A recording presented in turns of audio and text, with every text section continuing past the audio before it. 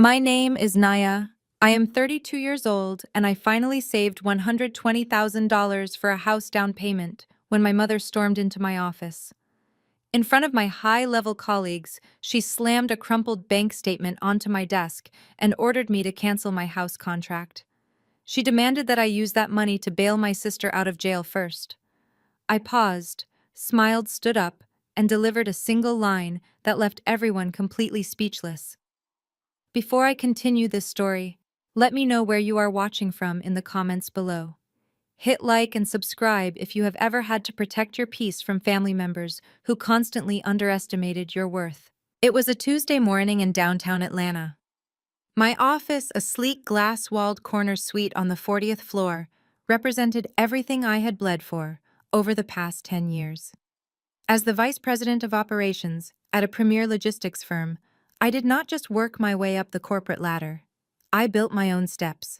The morning sun reflected off the polished mahogany conference table where I sat with two of our largest prospective investors, Mr. Sterling and Ms. Davis.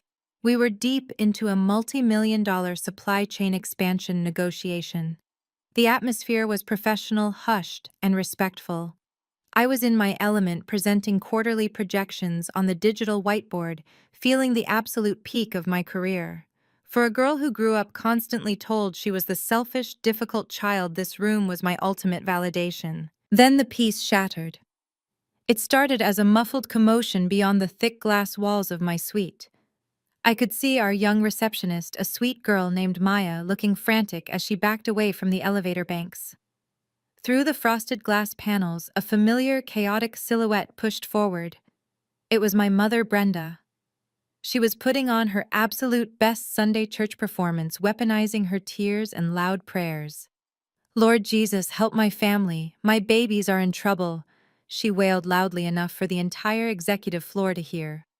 She violently batted away the hands of the bewildered security guard, who was clearly too afraid to physically restrain an older, crying black woman. She used his hesitation to her full advantage, bulldozing her way down the quiet executive corridor. I stopped mid-sentence. Mr. Sterling and Miss Davis turned their heads in absolute shock as the heavy glass door of my office was violently shoved open. It hit the wall stopper with a loud thud that echoed through the room. My mother stood in the doorway, breathing heavily, clutching her oversized leather purse. She wore her Sunday best, a bright floral dress that seemed entirely out of place in a room full of tailored navy and gray suits.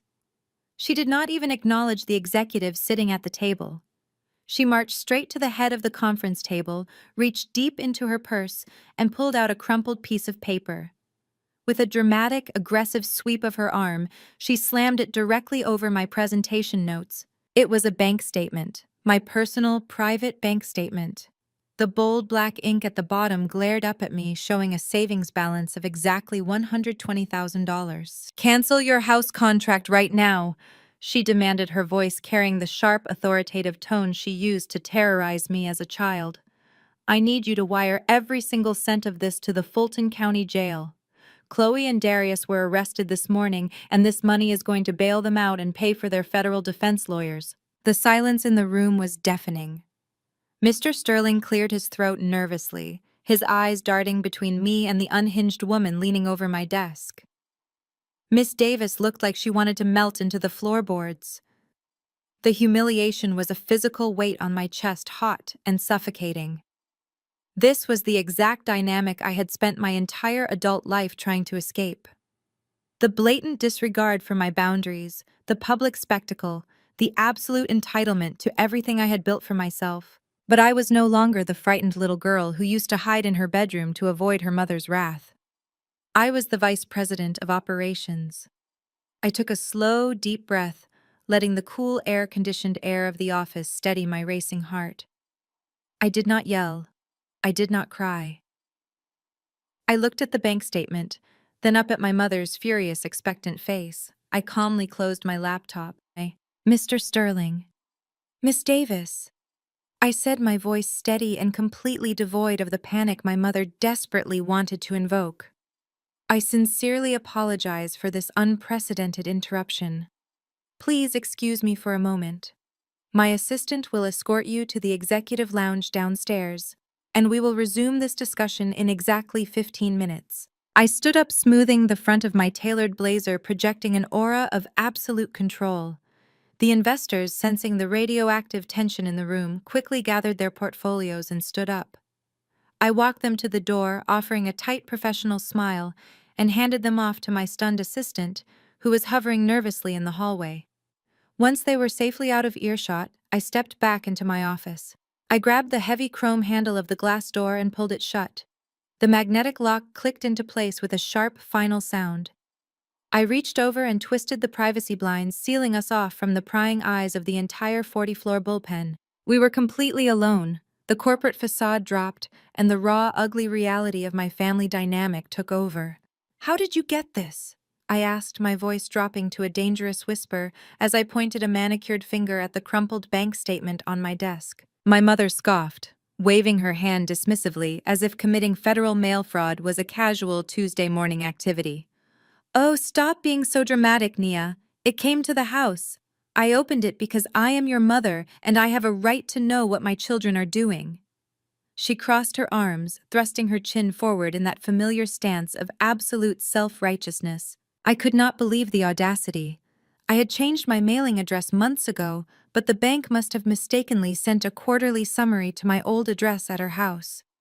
And instead of forwarding it to me, she tore it open. "You opened my private mail." I stated, the anger simmering just below the surface. But my mother was not interested in my privacy or federal laws. She was on a holy crusade for her favorite child. "Do not try to change the subject." She snapped, her eyes flashing with indignant rage. "Your sister is sitting in a cold, filthy holding cell right now. Darius is locked up like a common criminal. And you are sitting up here in this glass tower playing boss, hoarding over $100,000 so you can buy a mansion? What kind of selfish, heartless person have I raised?" I leaned against the edge of my desk, crossing my ankles. "A mansion?" I asked quietly. "It is a 3-bedroom house in Smyrna, Mom. A house I have been saving for since I graduated college. A house I worked 80-hour weeks for missed holidays for and sacrificed my entire 20s for. It is my money. I earned it." My mother let out a loud, mocking laugh that grated against my nerves. "Earned it? You think you earned it all by yourself? You went to Howard University because I raised you. You have this job because of the strong black woman foundation I gave you. Family is everything, Nia. We are supposed to build generational wealth together. You think it is okay for you to live in luxury while your own flesh and blood loses everything. Generational wealth." I repeated, the bitter taste of the overused buzzword filling my mouth. Darius is not building generational wealth. Darius is a fraud who drives a rented Porsche and wears fake designer clothes to impress teenagers on the internet. And Chloe encourages him because she would rather pretend to be a rich housewife than get a real job. I am not draining my life savings to bail out 2 adults who made stupid, illegal choices. My mother slammed her hand violently on the mahogany table. "Do not speak about your brother-in-law that way. Darius is an entrepreneur. He takes risks. He is trying to elevate our community, not work for the white man like you do. He just ran into a little cash flow problem, and the system is targeting him because he is a successful black man." The delusion was absolutely staggering. My mother had always worshipped the ground Chloe walked on. Chloe was the beautiful, charismatic golden child who could do no wrong, while I was the quiet, studious scapegoat always expected to clean up their massive messes. When Chloe wanted a lavish wedding she could not afford, my mother aggressively pressured me to empty my emergency fund to pay for the catering. When Darius wanted to start his 3rd failed business, my mother secretly took out a second mortgage on her own fully paid-off home to fund his delusions.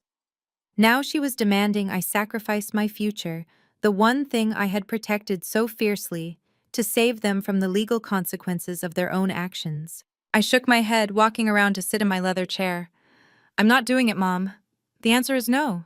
You can yell, you can pray, you can try to embarrass me in front of my investors, but you are not getting a single dime of my money. Go call a bail bondsman. Go sell your car. But leave my house fund alone." My mother stared at me, her chest heaving, her eyes narrowing into cold, calculating slits. She was not used to me standing my ground like this. For years I had kept the peace. I had paid the random bills she dropped on my lap. I had nodded along to her exhausting sermons about family duty. But this was the hard line. That $120,000 represented my freedom, my safety, and my ultimate escape from her toxic web. I was not going to hand it over to a scammer. "You are going to regret this, Nia," she hissed, her voice dripping with pure venom. "You think you are so untouchable up here. But God sees your selfish heart. He sees how you treat your own blood. Just wait until Darius gets here. He is going to explain everything, and you are going to write that check. Or so help me God. I will make sure everyone in our church, everyone in our entire family knows exactly what kind of traitor you really are." I frowned, the confident rhythm in my chest suddenly wavering. "Wait, what do you mean until Darius gets here? I thought he was locked in a holding cell." My mother offered a sickening, triumphant smile. She reached into her purse and pulled out her cell phone. "He posted temporary bail an hour ago. And he is already in the building. He is already in the building." Those words hung in the air, chilling me to the bone. Darius was not just out of jail. He had come straight to my workplace to shake me down, and my own mother was his advance scout. I immediately reached for my desk phone to call building security, but my mother slammed her purse down directly over the receiver. "You will do no such thing," she hissed, her eyes wide and manic. "You are not going to humiliate this family any further. You are going to sit down, open that laptop, and do what God commands you to do." "God does not command me to fund a criminal enterprise, Mom," I said, my voice dangerously low. "Move your bag." She did not budge. Instead, she launched into the exact kind of psychological warfare she had perfected over 3 decades. This was her element. She paced in front of my desk, waving her hands, her voice taking on the rhythmic preaching cadence she used when she wanted to manipulate a room. "You have grown so cold, Nia." So arrogant, she began shaking her head in exaggerated disappointment. "You sit up here in this glass tower with your fancy title looking down on your own blood. You think you are better than us because you work for these corporate white folks. But you forgot where you came from. You forgot the community that raised you." Pastor Thomas was just talking about this on Sunday. He said the greatest sin of the modern Black professional is turning their back on their village. You are the exact person he was warning us about. A woman who gets a little bit of money and suddenly acts like she has no family. I felt my jaw tighten. I did not turn my back on anyone. I built a boundary to protect myself from exactly this. "Boundary," she scoffed, practically spitting the word out. "That is just a therapist word for being selfish. The Bible says to whom much is given, much is required. You have $120,000 just sitting in a bank account doing nothing. Your sister is weeping in a concrete cell right now. Your brother-in-law is facing federal charges. And you are talking about boundaries. You are talking about a house. Houses can wait, Nia. Family cannot." I kept my hands firmly folded in my lap, refusing to even glance at my laptop. "You are twisting religion to justify theft, Mom." Chloe and Darius did not make a mistake. They committed federal fraud. And do not talk to me about community. What community are they helping? Darius spends his time popping bottles at VIP clubs in Buckhead and buying imported cars. That is not community building. That is a grift. My mother slammed her hands on my desk, leaning in close. "You do not understand Black entrepreneurship. You never have. You have always been too scared to take a risk. Darius is a visionary. He is building a financial empire for us. He is creating true generational wealth. He just needs capital to get through this rough patch. The system is rigged against Black men trying to make it. And instead of supporting him, you are acting like his oppressor." I let out a harsh, humorless laugh. "Generational wealth. Is that what Darius calls it? Because from where I am sitting, he is destroying the only real wealth this family ever had." My mother stood up straight, her eyes narrowing. "What are you talking about?" I looked her dead in the eye. "I know about the house in Fairfield, Mom. I know you took out a second mortgage on the house that Grandma and Grandpa worked their entire lives to pay off. You risked the only actual asset our family owned so Darius could fund his fake blockchain real estate company. You gave him $200,000 of Grandma's equity, and he blew it in 6 months. For a split second, the righteous anger dropped from her face, replaced by genuine shock. Her mouth opened, but no words came out. I had not told her I knew about the mortgage. I had discovered it by accident a few months ago when I was helping her set up her online property tax payments. I saw the massive new lien against the property. "You have no right to snoop through my finances," she finally stammered, her voice losing its preaching cadence. "That is my house. I can do whatever I want with it." "And this is my money," I shot back, pointing at the crumpled bank statement. "But the difference is I actually earned mine. When I got accepted into Howard University, what did you do? You told me I was abandoning you. You told me I was acting too good for my raising. You refused to co-sign a single student loan. You refused to send me a $20 care package. I took out $80,000 in loans under my own name. I worked night shifts at a diner in Washington, D.C., smelling like grease and bleach, studying for my logistics exams at 2 in the morning. I paid for my own textbooks. I paid my own rent. I built my own wealth. Where was my generational wealth, Mom? Where was my village? You were always too independent for your own good," she fired back desperately, trying to regain the upper hand. "You never asked for help. You just up and left. Chloe stayed. Chloe needed me." "Chloe did not need you, she used you," I corrected her. "And now she is married to a man who uses both of you. You gave Darius the equity from Grandma's house. And what did he do with it? Did he build a business? No. He bought a Porsche. He bought Chloe a closet full of Hermes bags. He leased a high-rise apartment he could not afford. He is not a businessman. He is a con artist playing dress-up." "Yes. He is your family!" she screamed, her composure completely shattering. "He is trying to break the curse of poverty, and you are sitting here tearing him down. You are just jealous. You are 32 years old, single, and sitting alone in a glass box. Chloe has a husband. She has a life. You have nothing but a bank account. You think money is going to keep you warm at night. You think this company cares about you." The cruelty in her words was designed to cut me down to the bone. This was her signature move. Whenever logic failed her, she attacked my relationship status, my femininity, my worth as a woman. For years, those words would have made me crumble. They would have made me reach for my wallet just to prove I had value, just to buy a scrap of her approval. But today, looking at her desperate, sweating face, I felt nothing but pity. "This company pays me $250,000 a year, Mom. They respect my boundaries. They respect my expertise. That is more than I can say for my own mother." She pointed a trembling finger at my face. "You open that laptop right now. You log into your bank. If you do not wire that money to Darius today, I am calling Pastor Thomas. I am calling your Aunt Beatrice. I am calling everyone. I will tell them you are a selfish, wicked girl who let her sister rot in a jail cell while you bought a mansion. You will be dead to this family. You will not be welcome at Thanksgiving. You will not be welcome at Christmas. You will be entirely alone." I leaned back in my leather chair, crossing my arms over my chest. I stared at her, my face completely impassive. "Go ahead," I said calmly. "Call them. Call Pastor Thomas and tell him you mortgaged Grandma's house to fund a crypto scam. Call Aunt Beatrice and tell her your son-in-law was arrested for federal wire fraud. Tell them the whole truth, Mom. Let us see how much the village respects you after they find out you are bankrupt and your golden child is a felon." She gasped, her hand flying to her chest as if I had physically struck her. "You are a monster," she whispered. "No, I am just the only person in this family who refuses to be your victim anymore." I turned my chair slightly facing the floor-to-ceiling window overlooking the Atlanta skyline. "I am not opening my laptop. I am not logging into my bank. I am not giving you or Darius a single dime. Now you can either walk out of my office quietly, or I will hit the panic button under my desk and have building security drag you out in front of my entire department.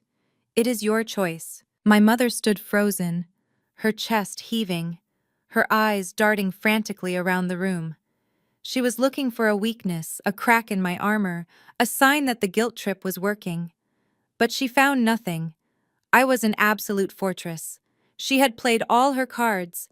She had used God, the community, the family legacy, and my own insecurities against me, and I had simply swatted them away. Before she could launch another desperate attack, a heavy rhythmic knocking echoed against the glass of my office door. The sound was arrogant, demanding, and entirely too familiar. I turned my chair back around. Standing on the other side of the frosted glass, completely ignoring my assistant, who was frantically trying to stop him, was a tall man in a tailored royal blue suit. Darius had arrived, and he looked like a man who was ready to collect. Before my assistant could even swipe her badge to secure the area, the heavy glass door was yanked open. Darius strolled in. He did not run.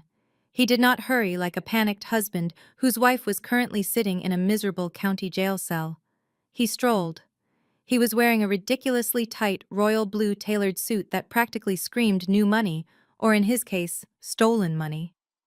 The overpowering stench of expensive cologne hit the air-conditioned room, a thick cloud of sandalwood and bergamot that immediately gave me a headache. On his wrist, a massive gold watch caught the overhead fluorescent lights. It was flashy, obnoxious, and almost certainly a cheap knockoff. He had slipped past the lobby's security guards by taking the freight elevator from the underground parking garage. It was a sneaky trick my mother must have taught him when she first scouted my building. He looked completely unbothered by the federal charges hanging over his head. There was no shame in his eyes, no panic, no remorse. He smiled a wide, blindingly white smile that he had probably financed with his fraudulent business loans. "What is good?" Family Darius said, clapping his hands together slowly as he surveyed my executive office. "Look at this place. Not bad for a corporate slave, Nia."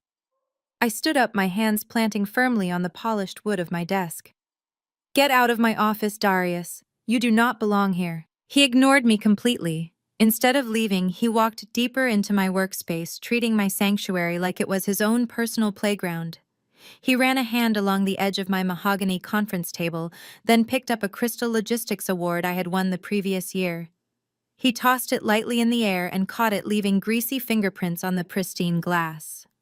He walked over to my bookshelf and started touching my framed diplomas, completely disrespecting the boundaries of my professional space. "Careful now, sister-in-law," Darius said, setting the award down dangerously close to the edge of the table. "We are all on the same team here. Brenda, you can wait outside. The adults need to talk business." My mother, who had been breathing fire just a moment ago, immediately softened at the sight of her golden son-in-law. She nodded obediently, grabbing her oversized purse. "You tell her, Darius. You make her understand the big picture," she whispered reverently, before slipping out of the office and pulling the heavy glass door shut behind her. Once we were alone, Darius dropped the friendly family man act. He walked right around my desk, invading my personal space. I refused to back away. He leaned against the edge of my desk, crossing his legs at the ankles, showing off a pair of bright red bottom loafers that I knew for a fact were purchased with stolen relief funds. He picked up my expensive fountain pen and began twirling it between his fingers, looking down at me with absolute arrogance. "Let us cut the nonsense, Nia," he began, his voice dripping with condescension. "Your mother tells me you are sitting on $120,000 in liquid cash. That is cute. It is a nice little nest egg for someone who works a standard 9 to 5. But right now, I need that liquidity to solve a temporary cash flow roadblock." I stared at him in pure disgust. "A cash flow roadblock? You were arrested for federal wire fraud, Darius. You stole government money, and your wife, my sister, is currently locked in a holding cell wearing an orange jumpsuit. How are you even standing in my office right now?" Darius waved his hand dismissively, scoffing, as if I had just brought up a minor parking ticket. "Please, the feds are just hating on a successful black entrepreneur. They see a visionary building true wealth outside their controlled system, and they panic." I posted a signature bond to get out. It is standard procedure for white-collar misunderstandings. As for Chloe, she is fine. A few hours in holding builds character. She knows her husband is out here moving chess pieces to secure our empire. His sheer narcissism was breathtaking. He had left his wife sitting in jail while he came here to extort me. "I am not giving you my money to secure your fake empire," I said, my voice steady and cold. Darius sighed loudly, shaking his head with a condescending smirk. "This is the problem with you, Nia. You have a worker bee mentality. You are a slave to the white man and his clock. You come here, you punch in, you punch out, and you think you understand high-level finance because they gave you a fancy title. Vice President of Operations. What does that even mean? You operate their machines. You make them rich while you settle for a salary and a pat on the head. I am an owner. I understand the velocity of money. I understand return on investment. I understand blockchain scalability and fiat currency manipulation. He was throwing out financial buzzwords that made absolutely no sense in this context. He leaned closer, tapping the side of his head as if he were bestowing incredible wisdom upon a child. You see, this $120,000 is stagnant in your savings account. It is losing value to inflation every single day. By injecting it into my portfolio, you are not just bailing me out. You are investing in a diversified asset class. You are keeping the wealth inside the family. I am a vice president of operations for a national logistics firm, I replied, my tone razor sharp. I manage a quarterly budget of $50 million. I audit international supply chains, I project global market yields, and I oversee the financial efficiency of 3,000 employees. Do not stand in my office wearing a cheap suit bought with stolen tax dollars and try to explain inflation to me. You are a con artist, Darius. Nothing more. Darius lost his smile for a fraction of a second, but his massive ego quickly recovered. He chuckled a dry, humorless sound. Words on a resume. Nia. But you are missing the bigger picture. The feds moved fast this morning. They put a temporary freeze on all my domestic accounts. It is a standard intimidation tactic. Haters trying to starve me out so I cannot afford top-tier legal representation. So I cannot have you wire that money to the police station or any of my regular banks in Atlanta. He reached into the breast pocket of his suit and pulled out a crisp, folded piece of paper. He flicked it open with a dramatic snap of his wrist and pushed it across my mahogany desk. I need you to wire the $120,000 to this routing number, Darius commanded, tapping the paper with his index finger. It is an offshore account in the Cayman Islands, completely secure, untouchable by the IRS or the FBI. Once the funds clear internationally, my private attorney will facilitate the legal retainer and post Chloe out on permanent bail. I looked at the piece of paper, then back up at his smug face. Are you completely out of your mind? You want me to wire my life savings to an offshore account in the Cayman Islands while you are under active federal investigation? That is textbook money laundering, Darius. It is a federal felony. It is wealth protection. He snapped, his voice finally losing its calm, arrogant cadence and raising an octave. It is what the top 1% do every single day, but you are too brainwashed by your corporate masters to see it. You think the rules apply to everyone equally in this country. Wake up, Nia. If we play by their rules, we lose. I am perfectly awake, I said, picking up the piece of paper by the very corner and dropping it back onto the edge of the desk. The answer is no. I am not funding your criminal defense. I am not paying for your rented lifestyle. And I am certainly not participating in your money laundering scheme. Darius pushed himself off the edge of my desk, his physical presence suddenly becoming much more aggressive. He was a tall, heavily built man, and he used his size to try and physically intimidate me. He stepped so close I could see the nervous sweat forming on his forehead, despite the cool air conditioning of my office. You are not listening to me, Nia, he growled, pointing a thick finger directly at my face. This is not a request. This is a family mandate. I am the head of this family financial future. Your mother understands that. Chloe understands that. You are the only one standing in the way of our collective success. There is no collective success, I fired back, refusing to break eye contact or take a single step backward. There is only you draining everyone around you so you can play pretend on social media. You ruined my mother credit. You jeopardized the home she owns. And now you are trying to drag me down with you.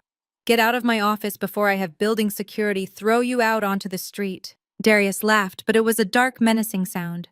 Throw me out. You are not going to do that, because you care way too much about this pristine little corporate image you have built for yourself. You call security, they drag a black man out of here in handcuffs, and suddenly, the vice president of operations is the center of a messy ghetto family drama.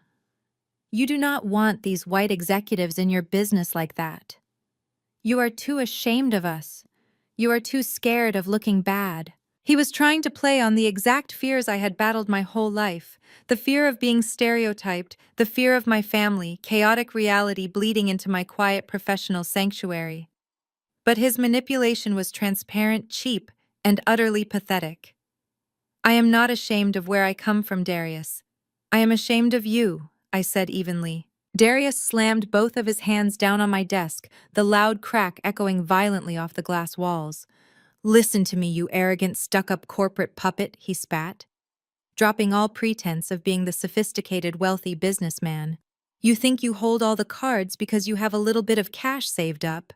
You think you can just say no and watch me fall. He leaned in until we were practically nose to nose, his breath hot and smelling of stale coffee and pure desperation. You are going to log into that computer right now. You are going to enter that Cayman Islands routing number. And you are going to hit send. Because if you do not, I promise you, I will make sure you lose everything.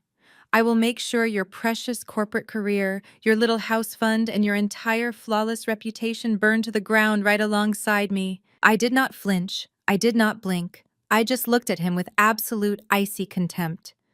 You are completely out of your league, Darius. We will see about that, he sneered, his eyes flashing with a desperate, dangerous light. He straightened his suit jacket, pulling at the lapels as if trying to regain his composure. Because if you will not do it for family loyalty, you will do it for your own survival. Just as the threat left his lips, the heavy glass door of my office swung open again. My mother practically stumbled into the room, her eyes darting between the two of us. She had clearly been pressing her ear against the frosted glass. I heard shouting, she announced, her voice pitched high with nervous energy. What is happening? Darius, did you make her understand? Is she sending the money? Darius quickly adjusted his suit jacket, pasting that fake, confident smile back onto his face. We are just getting on the same page, Brenda. Nia was just about to log into her portal and initiate the wire transfer. Right, Nia. He stared at me, his eyes dead and threatening. I did not say a word. I simply held his gaze, walked around my large mahogany desk, and sat down in my leather chair. My mother let out a loud, dramatic sigh of relief, clasping her hands together and looking up at the ceiling. Thank you, Jesus, she whispered loudly. I knew you would do the right thing. I knew you would not turn your back on your own sister. I reached out and touched the trackpad of my laptop. The large 32-inch curved monitor on my desk flared to life. I did not open my banking application. I did not log into my personal savings portal. Instead, I clicked on a heavily encrypted password-protected folder sitting right in the center of my desktop. I typed in my security credentials with rapid, deliberate keystrokes. What are you doing? Darius asked, his tone suddenly dropping its arrogant edge, replaced by a slight tremor of suspicion. The routing number is right there on the desk. You do not need to pull up any extra files to send a wire. I ignored him. I opened a massive PDF document, maximized it on the screen, and then physically grabbed the edges of the large monitor. I turned the screen completely around so it faced both Darius and my mother. If I am going to invest $120,000 into your business empire, Darius, I think it is only fair that I review your financials first, I said, my voice dripping with icy professionalism. After all, you are a visionary. You understand the velocity of money. So let us take a look at your portfolio. Darius stepped closer to the screen, his jaw tightening. My mother hovered right behind his shoulder, squinting at the dense spreadsheets and highlighted bank records displayed brightly in high definition. What is this? She asked, her voice faltering. These are the receipts, I stated flatly. I am a vice president of operations, Darius. Did you really think I would not run a background check on a man who took $200,000 of my grandmother equity and turned it into zero? You see, I have friends in corporate auditing. And when you got arrested this morning, I made a few phone calls. So let us dissect this high-level business you have been running. Darius shifted his weight, his eyes darting frantically across the screen. You hacked into my private documents. That is illegal, Nia. Turn that off right now. These are public records and federal court filings, I corrected him sharply. And they tell a very interesting story. Let us start with your company Apex Global Solutions, registered as an LLC in the state of Georgia in April of 2020. According to these federal loan applications, you claim to have 14 full-time employees on payroll. You stated your monthly payroll expenses were exactly $45,000. I scrolled down to the next page, revealing a bright red highlighted section. But here's the problem, Darius. You do not have 14 employees. You do not have any employees. You used the social security numbers of random people, including 2 deceased members of our own church, to file fraudulent W-2 forms. You submitted those forged documents to the Small Business Administration to secure a Paycheck Protection Program loan. You stole federal relief funds meant to keep struggling businesses alive during a global crisis. My mother gasped, taking a step back. Darius, what is she talking about? You told me you got a government grant for minority business owners. He did not get a grant, Mom. He committed federal wire fraud. I said, not letting Darius get a single word in to defend himself.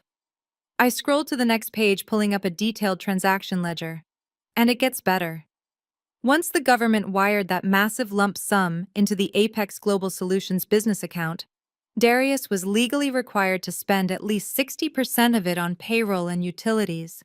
But let us look at where the capital actually went. I pointed a pen at the screen.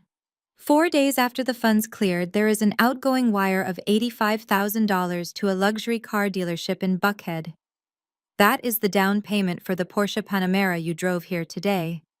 2 weeks later, a transaction for $32,000 at the Hermes boutique in Phipps Plaza. That explains the Birkin bag Chloe was flaunting at Thanksgiving. And here, continuous weekly charges ranging from $3,000 to $5,000 at Compound and Gold Room. You were using taxpayer money to buy out VIP sections and purchase bottles of champagne at Atlanta nightclubs. Darius was visibly sweating now. The confident, threatening aura he had projected just moments ago was rapidly evaporating. He aggressively pointed a finger at the screen, his voice rising in panic. You do not know what you are looking at. Those are legitimate business expenses. The car is a company vehicle for client transport. The bags were corporate gifts for high-net-worth investors. And the clubs, that is networking. That is where deals get made. You have to spend money to make money. You have to project an image of success to attract real capital. Corporate gifts. I laughed, a sharp, bitter sound. You bought a hot pink leather handbag for your wife. Who was the high-net-worth investor Darius Chloe? She does not even have a job. You did not buy a company vehicle. You bought a status symbol because you are terrified of looking broke. It is called client acquisition cost, Darius yelled, slamming his hand down on the edge of my desk. He was desperately throwing out business terms, hoping something would stick. I am building a brand. I am establishing a lifestyle marketing firm. I am diversifying assets into decentralized finance. I had to move that liquidity into crypto wallets to protect it from centralized banking inflation. You are looking at a snapshot, Nia. You are not seeing the blockchain integrations. You are not seeing the smart contracts I was developing. Blockchain smart contracts. I repeated, my voice rising to match his volume. Do not stand in my office and insult my intelligence with tech bro garbage. You do not even know how to code. You bought a luxury car, expensive purses, and overpriced liquor. There is no business. There is no product. There is no service. You are a thief. And now the federal government wants their money back. My mother suddenly pushed past Darius, slamming her hands down on my desk. Stop it, she screamed. Her face flushed dark red with anger and denial. Stop trying to tear him down. You are just trying to confuse me with all these numbers and spreadsheets because you are cheap, and you do not want to help your family. Mom, look at the screen. I pleaded, gesturing to the undeniable proof right in front of her. The bank statements do not lie. He took government money and spent it on himself. He is facing federal prison time. My mother refused to even look at the monitor. She stubbornly crossed her arms and glared at me. I do not need to look at your fake computer papers. Darius explained this to me already. He is a CEO. He has to look successful to get investors, Nia. That is how the real world works. You do not understand high-level business because you are just an employee. You just sit at a desk and do what the white man tells you to do. Darius is a boss. He is taking risks. Sometimes when you take risks, the government gets confused about the paperwork. The sheer level of her delusion was staggering. She was staring at undeniable documented proof of grand larceny, and she was choosing to believe the man wearing the fake gold watch. She was willing to let me drain my life savings to protect a man who had lied to her face for years. Confused about the paperwork, I asked in absolute disbelief. Mom, the FBI does not kick down your front door at 6 in the morning because they are confused about paperwork. They arrested him because he is a criminal. He is your brother! She fired back, her voice echoing shrilly against the glass walls. And Chloe is your sister. She is innocent in all of this. Even if Darius made a mistake with his accounting, Chloe did not do anything wrong. She is sitting in a jail cell because of his business. You have to bail her out. You cannot leave her in there. She is not innocent, I corrected my mother, my tone turning to absolute ice. Chloe is the vice president of Apex Global Solutions. She signed the loan documents right alongside him. She knew exactly where the money was coming from when she was carrying that $30,000 bag. She is an accessory to federal fraud. Darius stepped forward, his face contorted in rage. Keep my wife's name out of your mouth. You do not know anything about our marriage or our business. I know you are both going to federal prison, I replied calmly. And I know you are not getting a single dime from me to pay for your defense lawyers. Darius let out a low, dangerous growl. He reached into his suit jacket again. You think you are so smart, Nia. You think you have this all figured out with your little spreadsheets. But you forgot one very important detail. I told you I came here to collect, and I am not leaving empty-handed. He pulled out a thick, folded legal document and slammed it down onto the glass surface of my desk. The sound was like a gunshot in the quiet office. He dragged the document across the mahogany wood until it rested right in front of me, right on top of my own bank statement. Read it, he commanded, his voice dropping to a sinister whisper. Read it and tell me how smart you are. Because if I go down for this, I am dragging you straight to hell with me. I looked down at the document. The bold, black lettering at the top of the page made my blood run absolutely cold.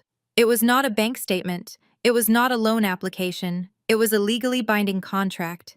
And at the bottom of the page, perfectly forged in blue ink, was my signature. I stared at the looping letters of my own name, a perfect replication of how I signed my corporate approvals. The document was a legally binding corporate guarantor agreement. By placing my forged signature on that line, Darius had legally tied my pristine credit score, my personal assets, and my entire financial identity to his fraudulent shell company. I did not scream. I did not throw the paper back at him. I simply lifted my eyes from the forged signature and looked at my mother. I expected to see shock. I expected to see the righteous, God-fearing woman she pretended to be finally draw a line at felony identity theft. I waited for her to turn to Darius and demand an explanation for why he had stolen her oldest daughter's identity. Instead, she looked completely unfazed. Her expression was hard, her jaw set in a stubborn line. She knew. The realization hit me with the force of a physical blow. She already knew about the forgery. You knew about this, I said, my voice barely above a whisper, the horror bleeding into every syllable. You knew he stole my identity to secure a fraudulent loan. My mother dropped the frantic praying act entirely. The mask of the concerned Christian mother shattered, revealing the vicious, calculating woman underneath.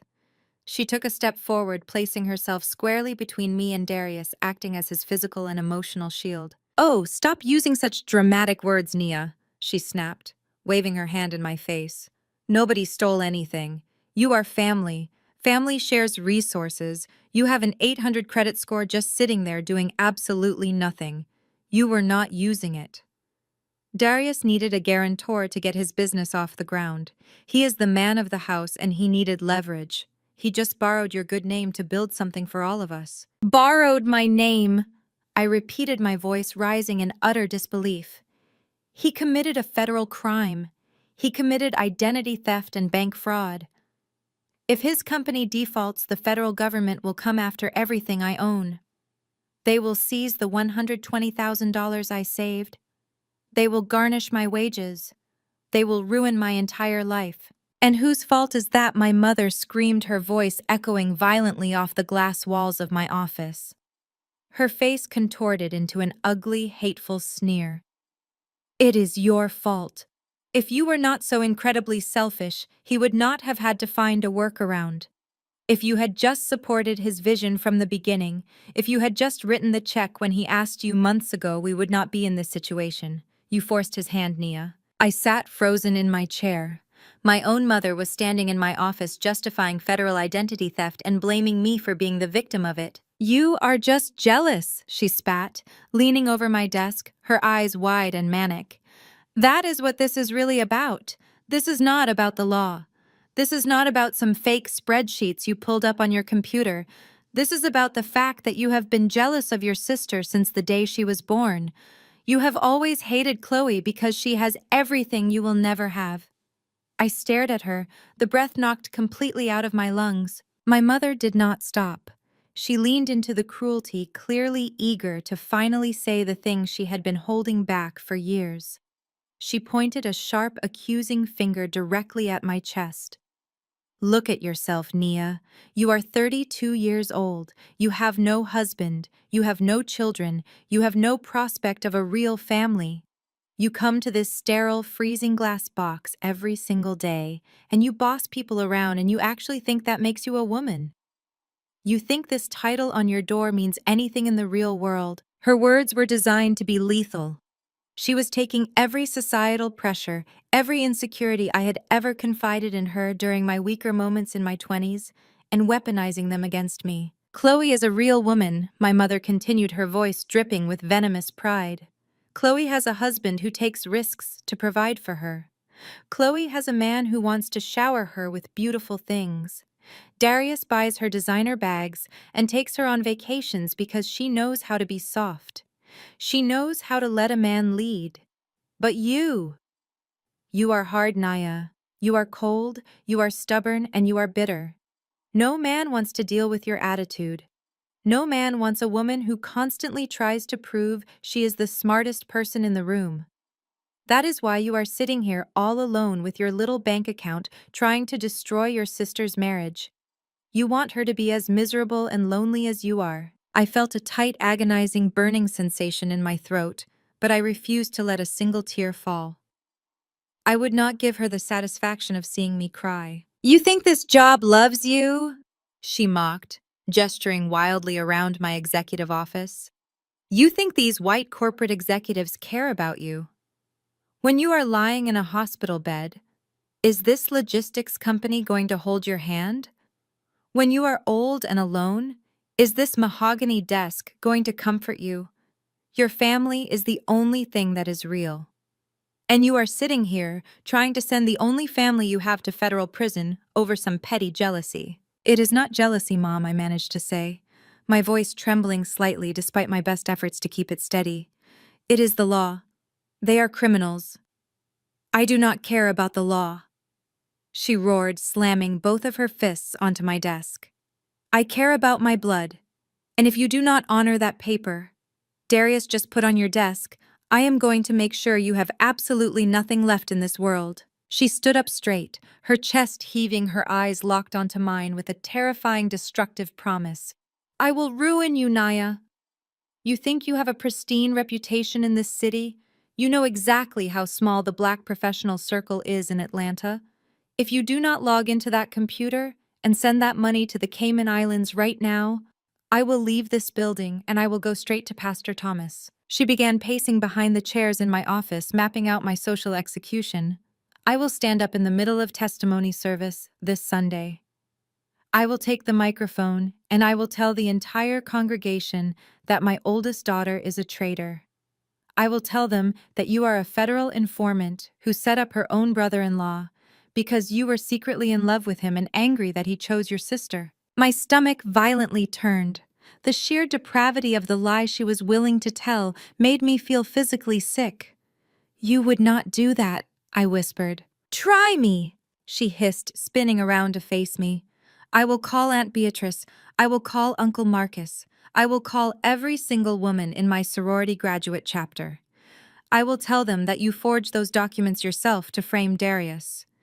I will tell them you stole the money from his business and called the FBI to cover your tracks. I will make you a pariah, a Judas. When I am done with you, you will not be able to show your face at a single family reunion, wedding, or funeral. You will have no village. You will have no community. You will be completely, entirely erased from this family. The emotional toll of her words crashed over me like a suffocating wave. For 32 years, I had bent over backward trying to earn this woman's love. I had paid her bills when she was short on cash. I had bought her a new refrigerator when hers broke down. I had sent her flowers every Mother's Day, hoping that just once she would look at me with the same fierce, protective adoration she gave to Chloe. But looking at her now, watching the absolute hatred burning in her eyes, the truth finally crystallized in my mind. I never had a mother. I had a warden. And I was never a daughter to her. I was simply an asset. I was a bank account, a credit score, a tool to be used and discarded the moment I stopped serving her golden child. She did not care if I went to prison. She did not care if I lost my career. She was perfectly willing to feed me to the wolves if it meant keeping her favorite daughter wrapped in stolen luxury. A heavy, suffocating silence descended over the office. Darius stood off to the side, a smug, victorious grin plastered across his face. He knew he did not have to say another word. My mother had done his dirty work for him. She had taken a sledgehammer to my heart and completely leveled my emotional defenses. I looked down at the forged signature on the desk. The blue ink mocked me. They thought they had won. They thought the threat of being unloved and excommunicated would break me, because for my entire life it always had. They thought my fear of abandonment was stronger than my sense of self-preservation. I slowly closed my eyes, absorbing the profound, agonizing pain of the ultimate betrayal. Every childhood memory of her pushing me aside every holiday where I was treated like an afterthought. Every unfair criticism, it all pooled into a cold, hard knot in the center of my chest. When I opened my eyes again, the desperate daughter seeking her mother's approval was completely dead. All that remained was the vice president of operations. The ringing phone shattered the heavy silence in my office before I could utter a single word about the forged document sitting on my desk. The sound did not come from Darius's wrist or a sleek smartphone. He reached into the inner pocket of his tailored suit and pulled out a cheap plastic burner phone. The kind you buy at a gas station with cash. The hypocrisy was almost poetic. A man preaching about generational wealth and decentralized finance was communicating on a disposable device because the federal government had likely seized his real phone during the morning raid. He glanced at the glowing screen, his smug expression morphing into a look of urgent triumph. He looked at my mother, then at me. "It is her," he announced, his voice thick with self-importance. "It is your sister." Without asking for permission, he swiped the screen to answer, pressed the speakerphone button, and dropped the cheap plastic device directly onto my mahogany desk right next to the forged guarantor agreement. An automated voice filled the room, sterile and indifferent. "You have a prepaid collect call from an inmate at the Fulton County Jail. To accept this call, press 1. Darius pressed the button. The line clicked, followed immediately by the sound of chaotic background noise. Metal doors slamming, women shouting, and the distinct echo of a concrete holding area. And then cutting through the ambient misery of the jailhouse came the shrill, hysterical sobbing of my 29-year-old sister. "Darius, is it done?" Chloe shrieked, her voice cracking with sheer panic. "Are you at the bank? You need to get me out of here right now. I cannot breathe in here. It smells like bleach and sweat."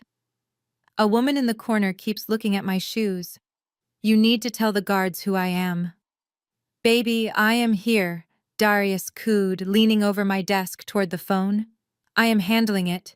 I am sitting in your sister's office right now. She is looking at the wire transfer instructions." My mother rushed forward, hovering over the phone as if she could physically reach through the speaker and hug her favorite child. "Chloe, sweetheart, Mommy is here too. We are going to get you out. Just hold on. Are you hurt? Did they touch you?" "Mom, it is a nightmare," Chloe wailed, completely ignoring the severity of the federal charges against her. "They made me take off my jewelry. They took my engagement ring. Do you know how dirty these floors are?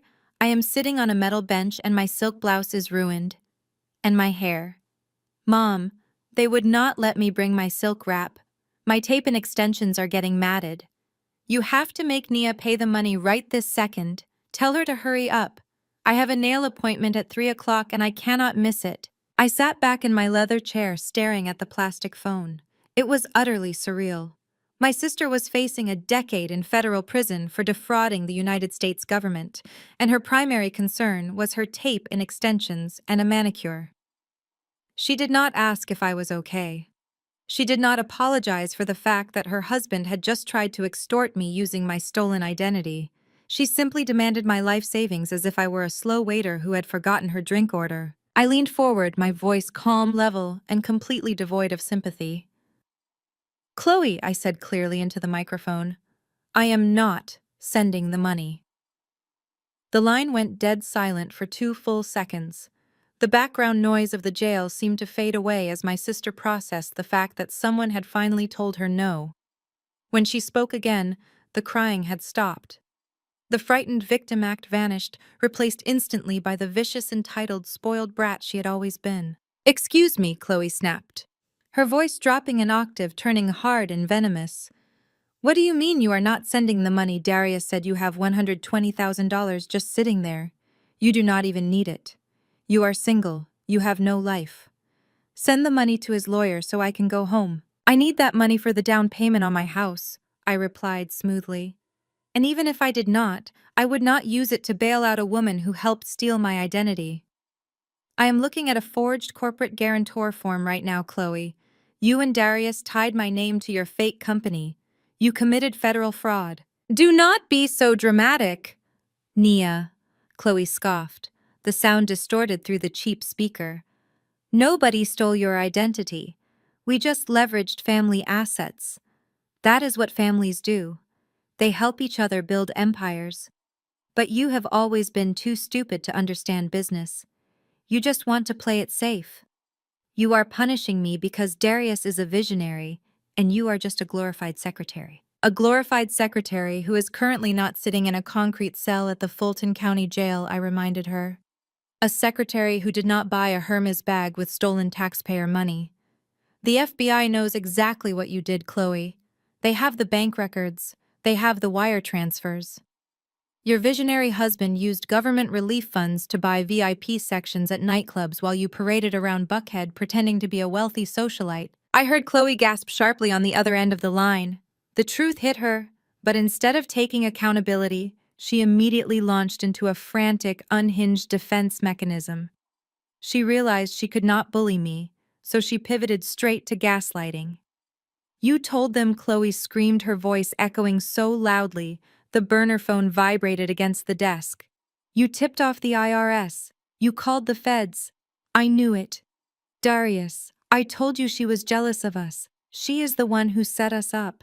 "I did not call anyone," I said coldly. "You set yourselves up when you filed fake tax forms for dead people." "Liar!" Chloe shrieked, fully committing to the delusion. "You have always hated me, Nia. Ever since we were little, you could never stand the fact that people liked me more. You could never stand the fact that Mom actually loved me because I am easy to love, and you are just a cold, miserable person. You ruined my sweet 16 party because you refused to buy me the dress I wanted. You ruined my wedding by complaining about the catering bill you had to pay. And now you are trying to ruin my marriage by sending my husband to federal prison." My mother nodded vigorously, glaring at me as if Chloe's absurd accusations were gospel truth.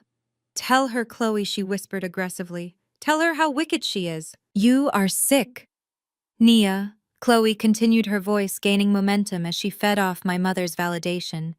"You saw me finally happy. You saw me living in a luxury high-rise. You saw me driving a nice car, and it killed you. It killed you that the little sister you always looked down on became more successful than you ever will be. So you dug into our private business. You found a technicality in Darius's paperwork and you reported us. You want me to be a convicted felon just so you can feel superior at the family Thanksgiving table." I listened to the absolute madness pouring out of the speaker. It was a masterclass in narcissistic projection. She had stolen a government loan. Her husband had stolen my social security number. They had blown hundreds of thousands of dollars on pure vanity. Yet in her twisted mind, she was the victim of my jealousy. She genuinely believed that her fraudulent lifestyle was a testament to her superiority and that my refusal to go bankrupt for her was an act of malicious sabotage. There is no technicality, Chloe, I said, my tone remaining dangerously even. You stole money from the government. The FBI caught you. And now you want me to hand over the money I worked 10 years to save so you can pay a lawyer to lie for you. It is not going to happen. You are a monster, Chloe sobbed, switching back to the hysterical crying tactic. She knew the clock on her collect call was ticking down. Mom, make her do it. Please. They are going to transfer me to the general population block. I cannot survive in there. The women in here are animals. They keep looking at my teeth. Mom, please do not let her do this to me. My mother slammed her hand on the desk, pointing at the laptop. You hear your sister? Open the computer, Nia. Do it right now or God will strike you down where you sit. I ignored my mother entirely, keeping my eyes locked on the burner phone. You are exactly where you belong, Chloe. You wanted the lifestyle of a mob wife. Now you get to experience the consequences. Chloe let out a blood-curdling scream of pure frustration. Fine, she yelled, her voice raw and jagged. You want to play hardball? You want to be the tough corporate boss? Listen to me very carefully, Nia. If you do not wire that $120,000 to the offshore account right this second, you are dead to me. She paused, breathing heavily into the receiver, making sure her final threat landed with maximum impact. I mean it. If I have to spend one more night in this filthy cell because you are too cheap and jealous to help your own flesh and blood, I will never speak to you again. I will delete your number. I will ban you from my life. When I have children, they will never know your name. You will lose your sister forever. You will be completely alone in this world. Choose right now, your money or your family. The automated voice cut in abruptly. You have 1 minute remaining on this call. Darius leaned over the desk, his eyes wide, his jaw set. You heard her, Nia. 1 minute. The clock is ticking.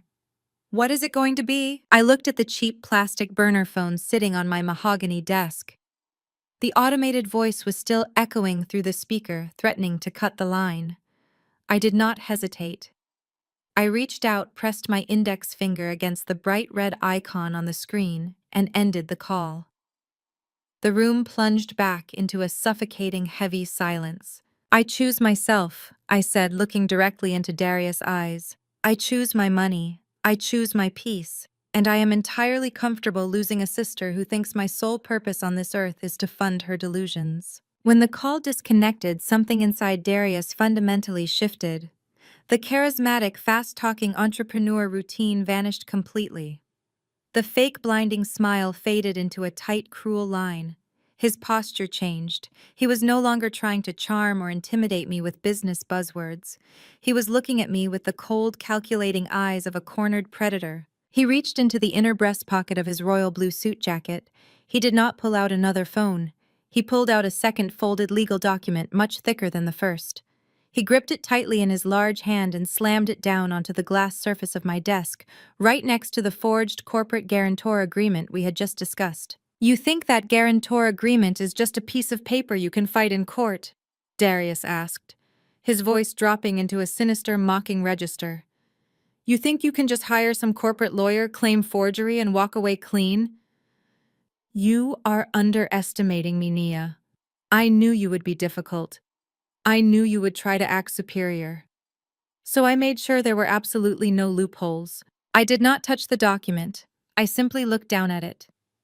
The bold heading across the top page read, General Power of Attorney. Let me explain exactly how this works. Darius continued pacing slowly in front of my desk, savoring every moment of his perceived victory.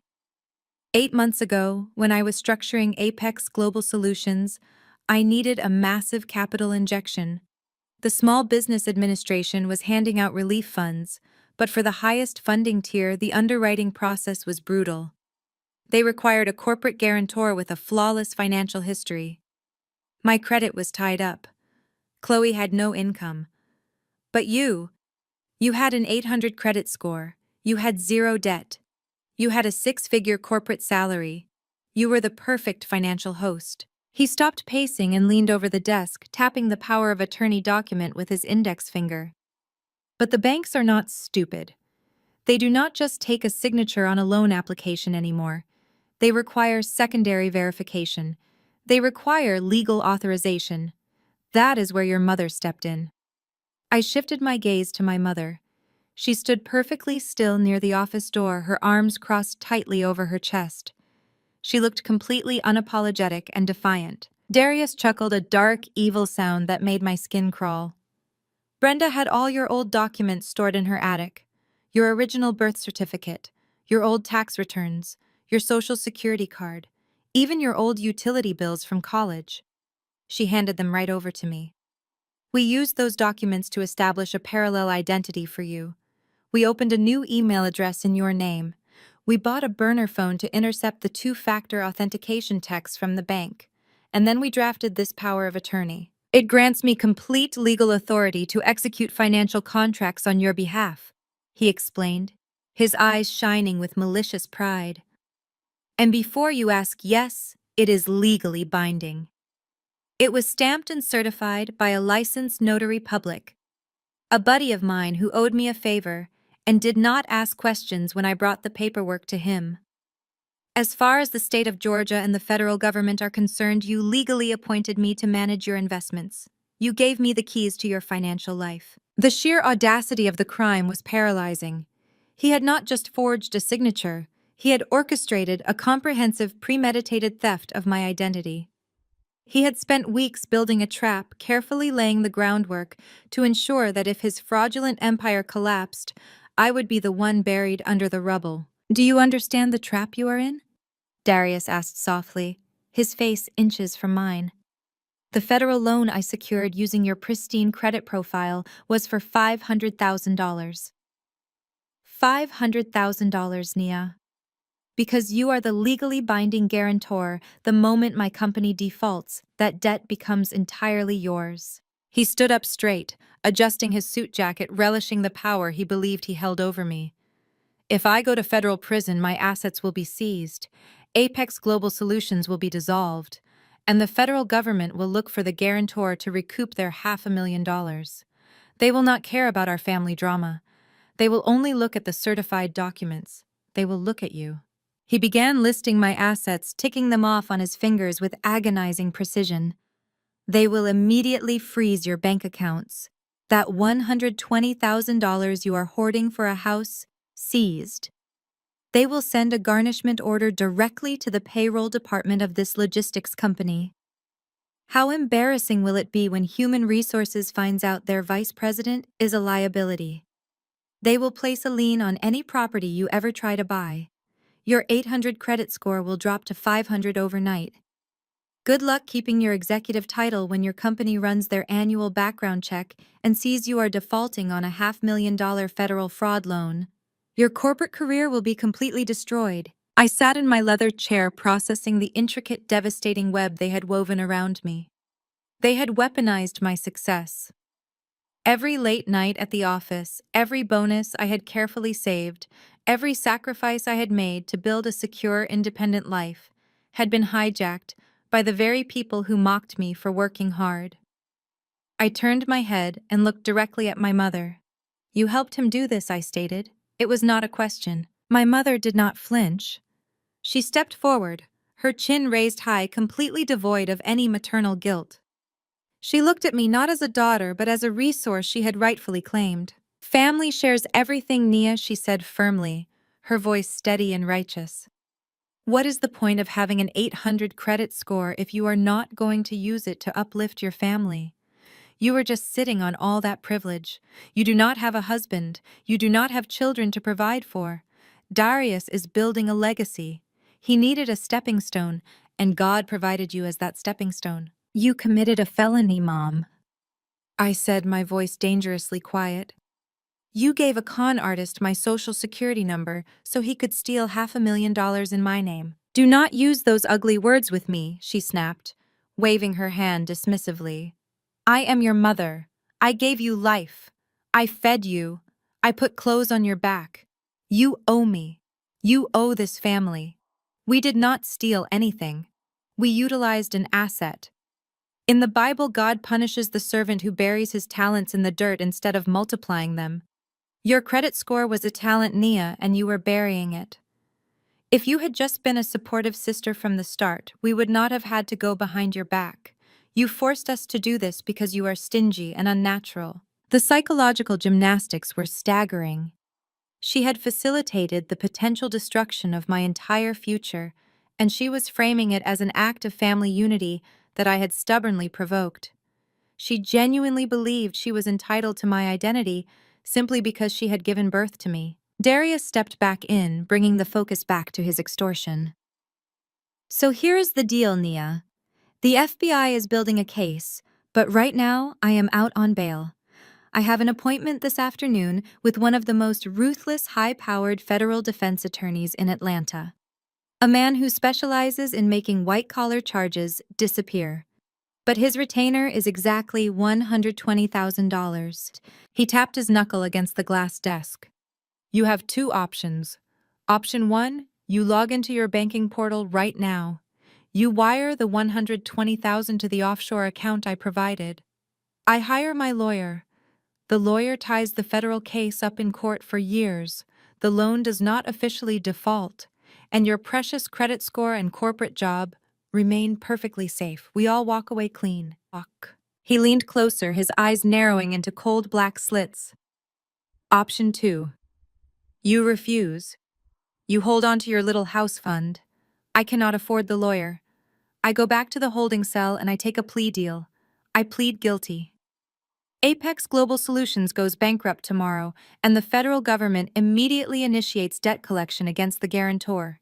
You. I will sit in a minimum security camp for a couple of years, but you will spend the next decade of your life paying off $500,000. You will lose your savings, your job, your reputation, and your entire future. He smiled, a wicked, triumphant expression that made my stomach churn.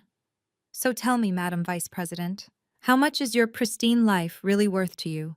Pay my legal retainer or I will destroy everything you have ever built. Because if you will not do it for family loyalty, you will do it for your own survival. I let out a sharp, ragged gasp. I stumbled backward, allowing my knees to buckle just slightly enough to force me to catch my balance against the edge of the mahogany conference table. I raised trembling hands to my face, burying my eyes in my palms. I forced my shoulders to shake violently. I let out a low, pathetic sob that sounded exactly like a woman whose entire world had just collapsed. I played the part perfectly. The confident vice president of operations vanished, replaced by a terrified, broken corporate employee staring down the barrel of absolute financial ruin. Darius let out a loud, booming laugh.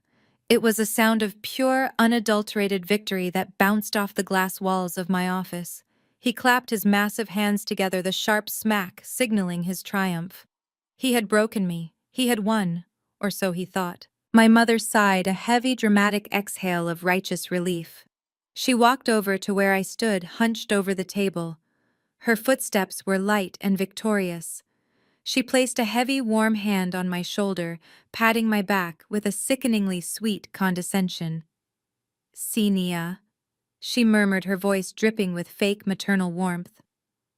"Was that so hard? God always makes a way. He always softens the hardest of hearts. I knew you would not let the devil use your pride to destroy your own blood. You are finally doing the right thing for your family." I kept my face hidden behind my hands, taking deep, slow breaths. I was not crying. Beneath my trembling fingers, my eyes were bone dry and completely cold. I was simply buying time. I was setting the stage. Darius stepped up to my desk, acting as if he already owned the place. He pulled the crumpled slip of paper with the offshore routing numbers from his pocket, again flattening it out on the glass surface with the palm of his hand. "As soon as this wire clears, I am calling the attorney," Darius announced to my mother, completely ignoring my supposed emotional breakdown. "He said he can have the emergency motion filed by 3 o'clock. Chloe will be home in time for dinner." My mother clapped her hands together in delight. "Oh, praise Jesus. I need to call the restaurant right now. We should have a massive welcome home dinner for her. That poor girl has been through so much trauma today, sitting in that awful place. She is going to need a good meal and a glass of champagne to calm her nerves. Darius nodded, leaning against my desk with a relaxed, arrogant posture. Tell her to book the private dining room at Chop's Lobster Bar. Put it on the new corporate card I gave you. I will handle all the federal logistics once my lawyer sweeps this little misunderstanding under the rug. After that, we are looking at a clean slate. I have a new venture lined up in the decentralized crypto space. I just needed this temporary capital to bridge the gap. They were already spending my money. They were planning celebratory dinners and discussing new fraudulent business ventures while I was supposedly losing my entire life savings to keep them out of federal prison. The sheer sociopathy of their conversation was mind-boggling. I let my hands drop to my sides, keeping my head bowed. I dragged my feet as I slowly walked around the large mahogany desk. Every step I took was carefully calculated to look heavy, defeated, and reluctant. Darius watched me like a hawk, his eyes tracking my every movement. "Go on," he ordered, pointing a thick finger at the closed laptop sitting on my desk. "Open it up. Let us get this over with so I can get back to building my empire." I reached out and placed my fingertips on the cool aluminum lid of my laptop. I hesitated, letting my hand tremble just enough for them to notice. "Do not stall, Nia," my mother warned, her voice losing its fake warmth and returning to a sharp, commanding bark. "You saw the paperwork. You know what happens if you try to be stubborn. Just type in the numbers and hit send. It is just money. You can always make more money. You cannot make another sister." I slowly lifted the laptop lid. The massive 32-inch curved monitor flared to life, casting a bright, sterile white glow across my face. I stared at the login screen. My company logo sat perfectly centered above the password prompt. I reached out and placed my hands on the keyboard. Darius immediately abandoned his relaxed posture. He moved around the desk and stepped right up behind me.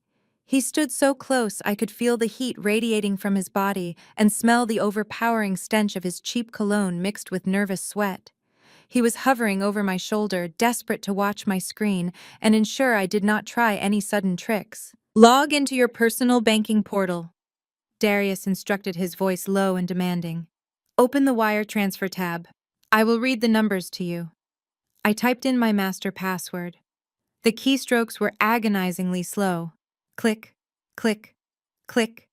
I made a deliberate show of making a mistake, hitting the backspace key 3 times, letting out a frustrated, shaky sigh. "Come on," Darius snapped, tapping his foot impatiently against the carpet. "It is not rocket science. Just type the password." "I am trying," I whispered, my voice sounding weak and defeated. "My hands are shaking." My mother scoffed loudly from the other side of the room. "Oh, for heaven's sake, stop acting like a martyr, Nia. You are transferring funds from one account to another. You do it every single day for this logistics company. Just pretend you are doing it for your white bosses. Maybe then you will type a little faster." I hit the enter key. The screen transitioned from the lock screen to my secure desktop. I moved the mouse cursor, gliding it slowly across the screen toward the web browser icon. The tension in the room was palpable, thick and suffocating. They were practically holding their breath, their eyes glued to the bright monitor, waiting for the moment they would finally steal my freedom. I double-clicked the browser icon. The window opened. I slowly typed the web address for my national bank into the URL bar. The home page loaded, displaying the smiling faces of stock photo actors, pretending to enjoy financial freedom.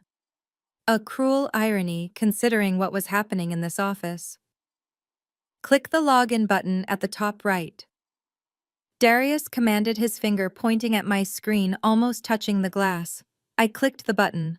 The login portal appeared. "Username," he demanded. I slowly typed in my banking username. Every letter felt like a heavy weight dropping into the silent room. "Password," he pushed, his breathing growing heavier. I typed in the long, complex string of characters that secured my life savings. I hit enter. A security prompt popped up on the screen. Two-factor authentication required, the screen read. "A 6-digit code has been sent to your registered mobile device." Darius groaned in frustration. "Where is your phone? Get your phone." I reached into the pocket of my blazer and pulled out my smartphone. I tapped the screen to wake it up. The notification for the text message was right there. I opened it. 6 numbers. Read them out loud, Darius ordered. 7, 4, 2, 9, 1, 8, I said slowly. I typed the numbers into the authentication box on the screen. Hit submit, my mother yelled from across the room, unable to contain her anxious excitement. Just hit the button, Nia. I moved the cursor over the submit button. I hovered there for a long, agonizing moment. I let my hand shake one final time. I took a deep, shuddering breath, playing the role of the defeated victim right up to the very last second. Are you going to hit the button, or do I have to push your finger down myself? Darius growled, leaning his heavy frame against the back of my leather chair. I clicked submit. The screen loaded. The banking dashboard appeared in high definition. Right in the center of the screen in bold black numbers was my total available balance. $120,452. Darius let out a low whistle. Look at that. Beautiful. Now go to the Transfer tab. Select Wire Transfer. International. I moved the mouse exactly as he instructed. I clicked on the Wire Transfer option. I selected the International Destination toggle. Okay, Darius said, grabbing the slip of paper from the desk and holding it up so he could read it clearly. Here is the routing number. You need to type this exactly as I say it. One mistake and the funds get bounced back. Are you ready? I placed my fingers over the number pad on the keyboard. I am ready, I whispered. He began to dictate the numbers. 0, 4, 7, 9. I typed the numbers. 2, 2, 8, 1. I typed the numbers. My mother walked over and stood next to Darius, both of them staring greedily at the screen. We are going to be just fine, she whispered to him. We are going to get Chloe out and we are going to fix everything. 5, 6, 0. Darius finished the routing number, now the account number. He read off a long string of digits. I typed them all in, matching his pace perfectly. Amount, he said, his voice trembling slightly with pure adrenaline. Type in 120,000. Leave the 400 in there for yourself. Call it a convenience fee. I moved my cursor to the amount box. I typed 120000. The screen displayed the final confirmation page. It showed my account, the offshore destination account, and the massive sum of money about to be moved across international borders. At the very bottom of the page was a bright blue button that read, Confirm and Send. Do it. Darius whispered, his face hovering right next to my ear. Send the money, Naya. Buy your life back. I placed my hand firmly on the mouse. I moved the cursor until it rested perfectly over the blue confirm button.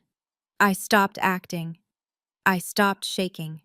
My posture straightened completely. The terrified employee vanished. I looked at the screen and then I slowly turned my head to look Darius right in the eye. The frantic, terrified energy I had been projecting just seconds ago completely vanished. I let my hand move away from the mouse, resting it casually on the edge of the keyboard. I leaned back into my leather chair, crossing my legs. I did not blink. I just stared at him with an expression of absolute freezing calm. Darius frowned, his thick brows pulling together in confusion. The triumphant smirk on his face faltered for a fraction of a second. "What are you doing?" he barked, tapping the glass desk with his knuckles. "The button is right there. Click Confirm. We do not have time for you to zone out." I ignored him entirely. I shifted my gaze past his bulky frame and locked eyes with my mother. She was still standing near the edge of the desk, her hands clasped together in eager anticipation. "Mom," I said, my voice smooth and conversational, completely devoid of the panic from moments ago. "Do you remember what happened the summer before I left for Howard University? I was 18 years old. I had just gotten my first real job working the cash register at a grocery store. I wanted to open a student checking account to deposit my minimum wage paychecks." My mother blinked, clearly thrown off by the sudden pivot in conversation. "What? Why are you talking about college right now? Just send the wire, Nia. You are being ridiculous." "Answer the question," I commanded, injecting a sharp edge of authority into my tone that made her physically recoil. Do you remember what the bank teller told me when they ran my social security number? She looked away suddenly, finding the city skyline outside my window very interesting. I do not have time for a trip down memory lane. I will remind you then. I continued, my voice steady and echoing clearly in the quiet office. The teller looked at me with pity. She told me I could not open a standard checking account because my credit score was already ruined. She printed out a report showing 3 different utility bills, a cable account, and 2 massive unpaid credit cards, all in my name. They had all gone to collections. Thousands of dollars in debt attached to an 18-year-old girl who had never even owned a credit card. Darius groaned loudly, slamming his hand against the back of my chair. Nobody cares about your college sob story. Hit the button. I kept my eyes pinned on my mother. I went home that day crying, I told her. I confronted you in the kitchen, and do you remember what you said to me?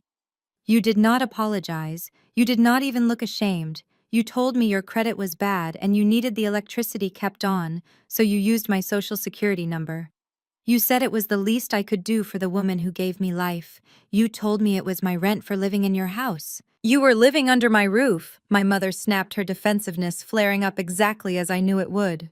You were eating my food. You think electricity is free. I kept the lights on for you. Exactly, I replied, nodding slowly. You justified stealing my financial future because you felt entitled to my existence. You taught me a very valuable lesson that day, Mom. You taught me that you view my identity as your personal property. And you taught me that I could never ever trust you with my personal data again. So I took precautions. I explained, steepling my fingers together and resting them on my lap. I spent the next 4 years aggressively paying off the debt you accumulated. I rebuilt my credit from the ground up. And the moment I secured my first corporate job, I paid a premium to subscribe to the highest tier of advanced identity monitoring available. I placed a permanent fraud alert on my social security number. I set up real-time biometric alerts for any credit inquiries, any public record changes, and any legal documents filed under my name across all 50 states.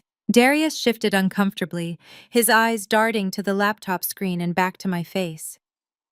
What does that have to do with anything? The power of attorney is already filed. It is done. You cannot undo it now. That is where you are wrong, Darius, I said, a slow, predatory smile spreading across my face.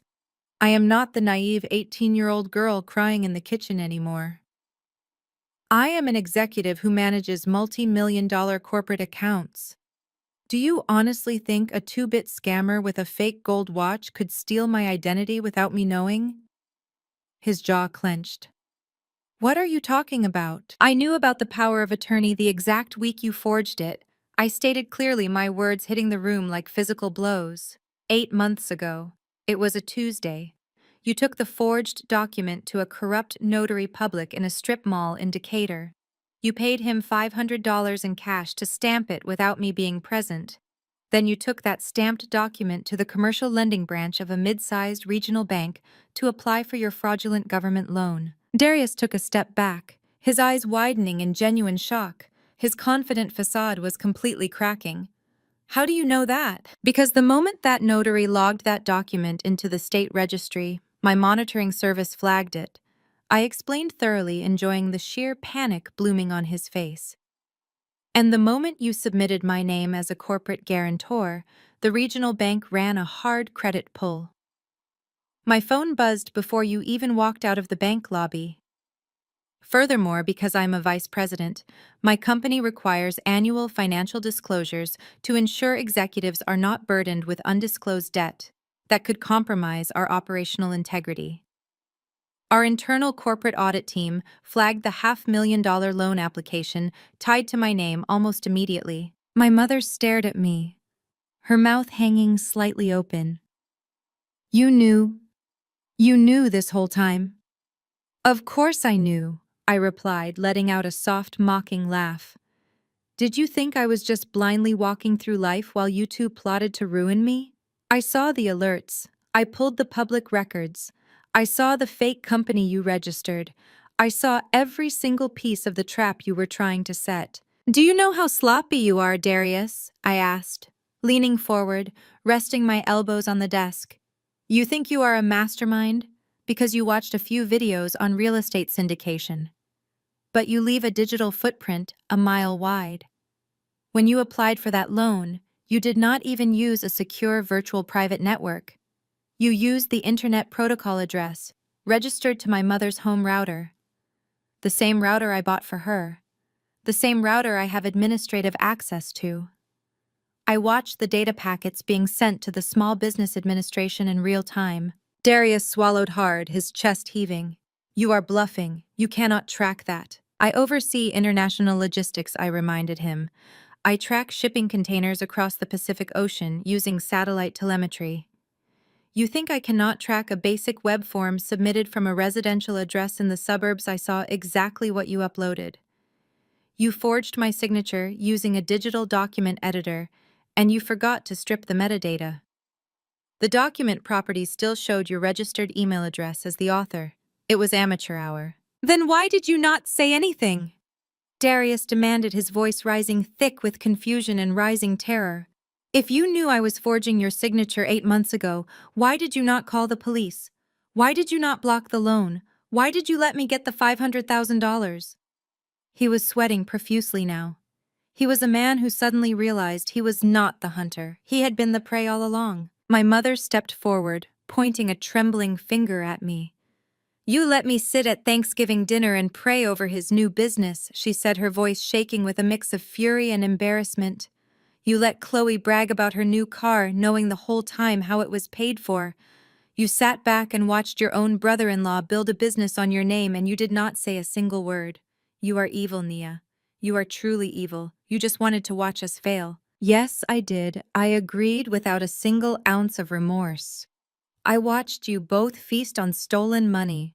I watched Chloe parade around with designer bags she did not earn. And I listened to you tell the entire extended family how much better Darius was than me, knowing that every single dime he had was stolen using my name. It was quite the performance. I wanted to watch you commit to the crime, Mom. I continued, my tone dropping to an icy, unforgiving whisper. Because if I had stopped you 8 months ago, what would have happened? You would have cried. You would have played the victim. You would have told the family that I overreacted to a simple misunderstanding. Darius would have claimed he was just trying to run a background check and made a clerical error. You both would have slithered away, only to try and steal from me again the next time you needed cash. I needed you to cross the line.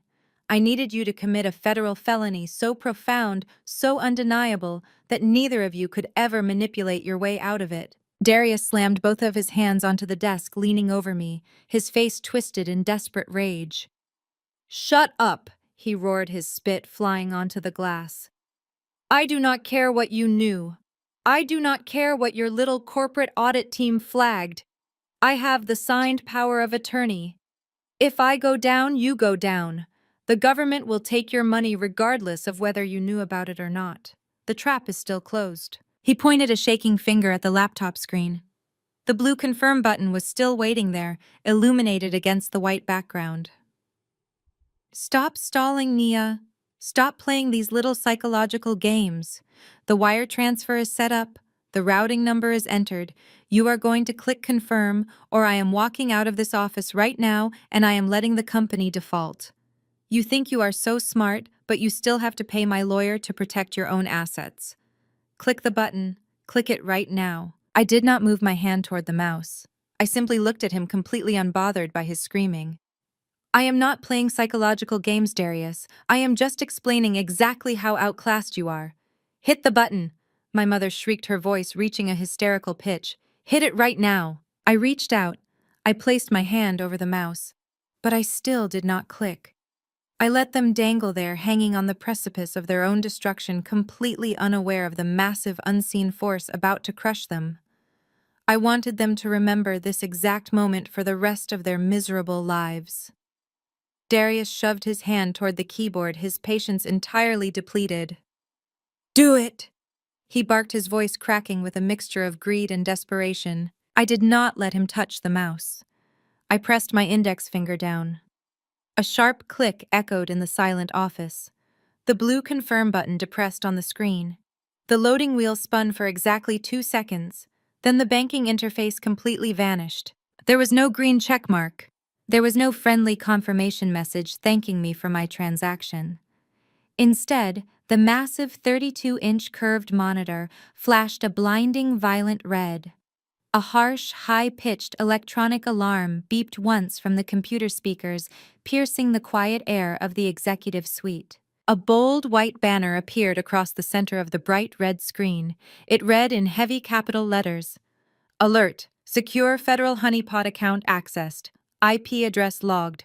Unauthorized wire transfer intercepted by the Federal Bureau of Investigation." Darius jerked back as if the monitor had physically burned him. "What is that?" he stammered, his eyes darting frantically across the screen, his brain refusing to process the words. "What did you do?" "You typed the wrong routing number. You triggered a fraud alert." My mother let out a sharp gasp, covering her mouth with both hands. "Nia, what is happening? Fix it. Fix it right now." I calmly moved my hand away from the mouse. I pushed my leather chair back and slowly stood up. I smoothed the wrinkles from my tailored blazer, rising to my full height. I was no longer playing the victim. I was the executioner. "You are right, Mom," I said, my voice ringing out with absolute, undeniable authority. "That $120,000 is not mine. It is a federal honeypot account. And you both just authorized a wire transfer to a known money laundering offshore account from a monitored IP address." Darius stared at me, his mouth opening and closing like a suffocating fish. He looked back at the screen, then back at me. No, that is impossible. That was your savings account." I walked around the edge of my mahogany desk, closing the physical distance between myself and the two people who had tried to destroy me. "Let me explain exactly how a real corporate executive operates, Darius," I said, staring directly into his terrified eyes. 6 months ago, the internal audit division of this logistics company conducted a routine executive background sweep. When you are a vice president handling $50 million quarterly budgets, the company demands absolute financial transparency. They found the $500,000 commercial loan originating from Apex Global Solutions attached to my Social Security number. I paused, letting the weight of my words sink in. Do you have any idea what that did to my professional life? I was pulled out of a board meeting. I was escorted by security to the legal department. I had to surrender my company electronics and sit through 48 hours of grueling interrogation by our corporate attorneys. My job, my reputation, everything I had bled for over the last decade was hanging by a thread because you and my mother decided my credit score was your personal piggy bank. My mother's knees began to tremble. She reached out and grabbed the back of a guest chair to steady herself. "You did not tell me," she whispered. "Of course I did not tell you," I replied sharply, because the moment I realized my own mother and brother-in-law had forged my signature to steal $500,000 of taxpayer money, I did exactly what a responsible corporate officer does. I contacted the Federal Bureau of Investigation. Darius shook his head wildly, stumbling backward until his back hit the glass wall of my office. "No, you are lying. You would not do that. You would not send your own family to prison." "I already did," I replied coldly. "But white-collar federal cases are incredibly complex, Darius. The FBI agent assigned to my case explained that proving you forged the signature was only half the battle. You could have easily claimed it was a clerical error. You could have blamed it all on my mother, saying she gave you the documents and you assumed she had my legal permission. You could have hired that fancy lawyer you keep bragging about and dragged the case out for years in civil court. The feds did not just want to prove you took the loan. They wanted to prove you were running an active criminal enterprise. They needed to catch you attempting to launder the stolen funds. So we laid a trap." I continued, my words flowing with rhythmic, devastating precision. "The FBI temporarily unfroze a portion of your domestic accounts this morning to give you a false sense of security. They allowed you to post bail. They knew that once you were out, your first priority would be securing cash to pay for your criminal defense and to get Chloe out of holding. And they knew because I told them that you were arrogant enough to come straight to my office to intimidate me." Darius looked like he was going to be physically sick. He looked down at the red screen, the federal warning banner reflecting in his dark eyes. That bank account you just forced me to log into, I pointed at the laptop. It does not belong to me. My actual savings are secured in an entirely different institution. That account was a secure, monitored environment set up by the Treasury Department. The $120,000 was bait. We knew you had an offshore account in the Cayman Islands. We just needed you to explicitly provide the routing number and attempt to move the money. I took a step closer to him, forcing him to look at me. By physically standing in my office dictating those numbers to me and threatening me to hit send, you did not just commit wire fraud. You committed federal extortion and international money laundering. My mother let out a loud, wailing sob. She abandoned her pride completely, her legs giving out as she collapsed onto the expensive carpet of my office. You set us up, she cried, tears of genuine terror finally spilling down her cheeks. Your own mother, your own sister. You planned this whole thing to destroy us. I did not destroy you. I corrected her, entirely devoid of sympathy. You destroyed yourselves the moment you decided my identity was yours to sell. You thought my boundaries were just words. You thought you could guilt-trip me, threaten my career, and weaponize my love for this family. But I stopped loving you the moment I saw that forged signature. Darius suddenly pushed off the glass wall. A desperate, frantic energy possessed him. He reached into his pocket and pulled out the cheap plastic burner phone. He frantically tapped the screen, trying to dial his lawyer or whoever was managing his offshore accounts. You can put that away, I told him, watching his thumbs fly across the useless screen. My office is located in the center of the building. We use a localized cellular signal jammer during high-level investor meetings to prevent corporate espionage. Your burner phone has not had a signal since you walked through that door. Darius stared at his phone. The screen displayed no service. He let out a roar of frustration and threw the device violently against the wall, shattering the cheap plastic into dozens of pieces. You think this makes you safe? He yelled, pointing a shaking finger at me, spit flying from his lips. You think the feds care about you? You are just a pawn to them. I will tell them you forced me to do this. I will tell them it was entrapment. I will tell them you were the mastermind behind the whole thing. It is your word against mine, Nia. Entrapment. I laughed out loud, a harsh, echoing sound that filled the room.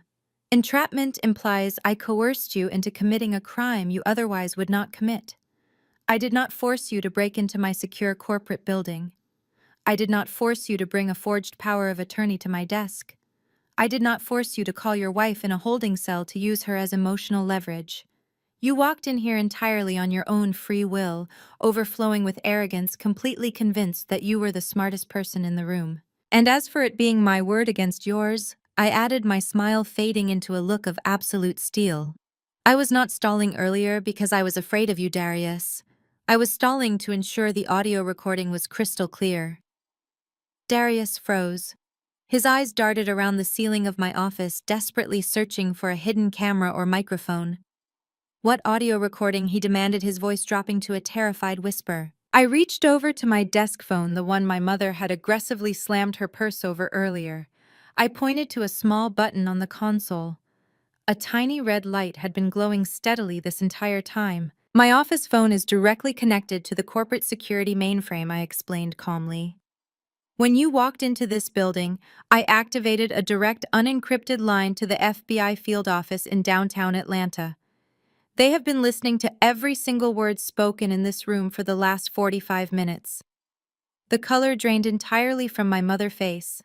She let out a soft whimpering sound, rocking back and forth on her knees. They heard you confess to mortgaging Grandma House, Mom, I said, turning my cold gaze to her. They heard you admit to giving Darius my social security card and birth certificate. They heard you justify felony identity theft. And Darius, they heard you dictate the exact Cayman Islands routing number. They heard you threaten to ruin my credit score and my corporate career if I did not pay your legal retainer.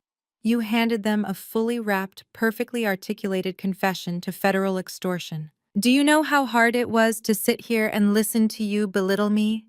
I asked, pacing slowly behind my desk. Do you know how much restraint it took not to throw you out the moment you walked in here wearing clothes bought with my stolen credit?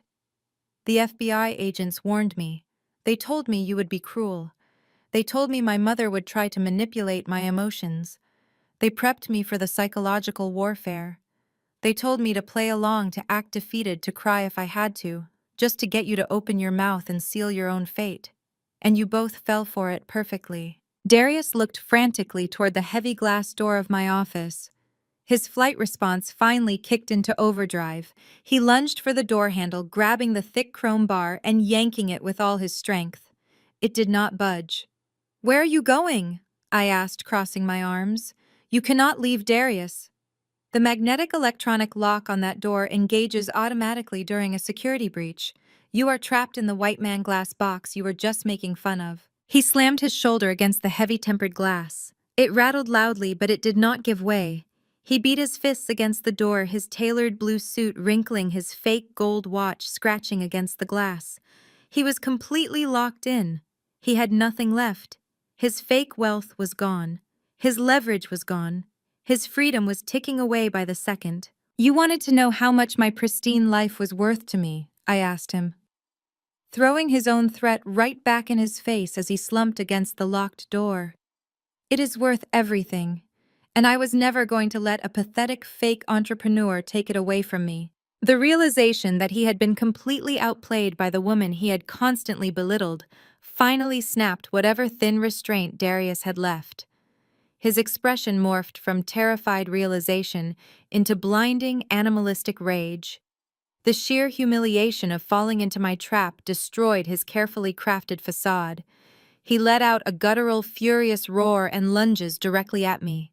He threw his massive, heavy frame across the room, his hands outstretched like claws aiming right for my throat. But I was expecting it. The federal agents had warned me about the predictable violent escalation of narcissistic rage. I smoothly and quickly sidestepped to my right, sliding effortlessly behind the protective barrier of my heavy mahogany desk.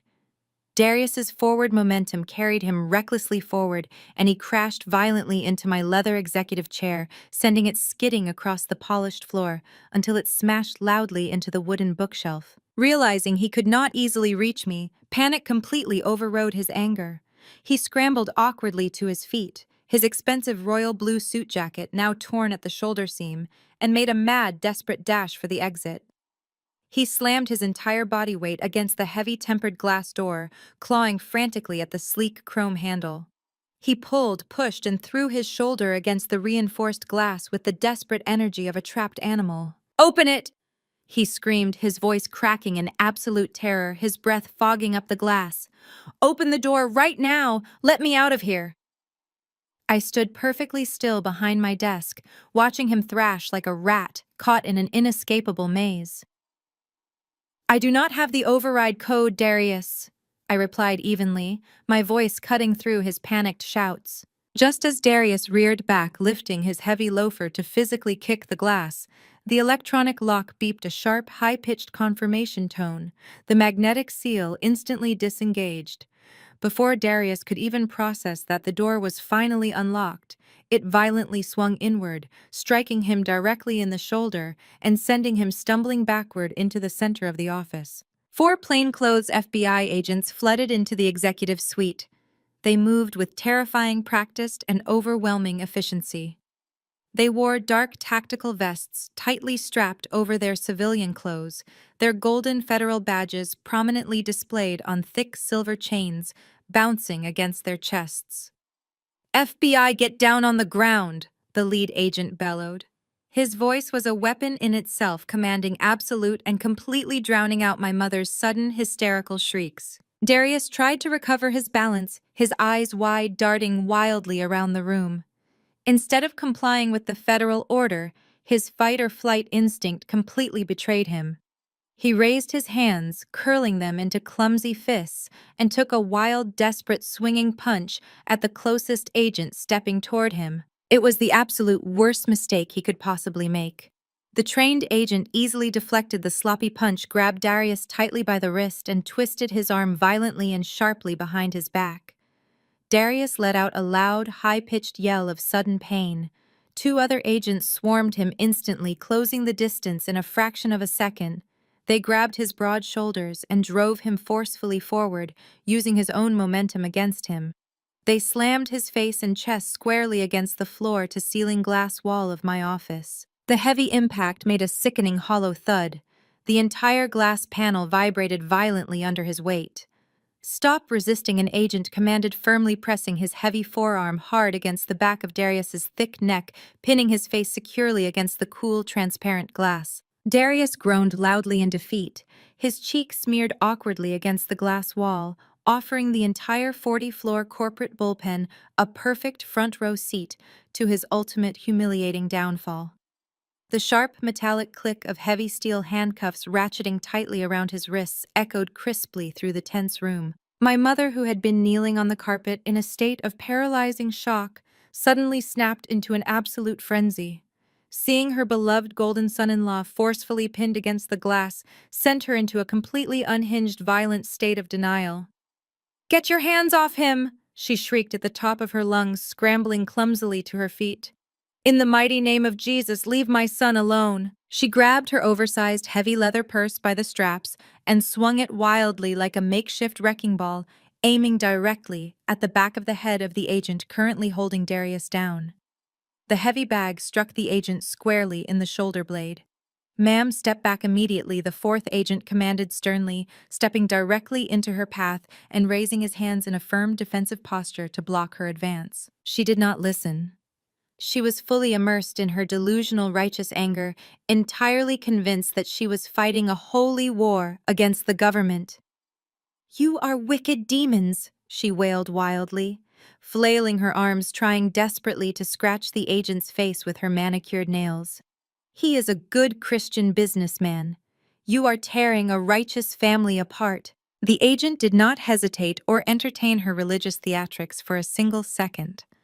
With swift, clinical, and undeniable precision, he grabbed her flailing right arm, spun her body around forcefully, and pinned both of her hands tightly behind her back. My mother let out a dramatic, piercing scream, immediately falling to her knees and trying to turn her body into dead weight to avoid the physical arrest.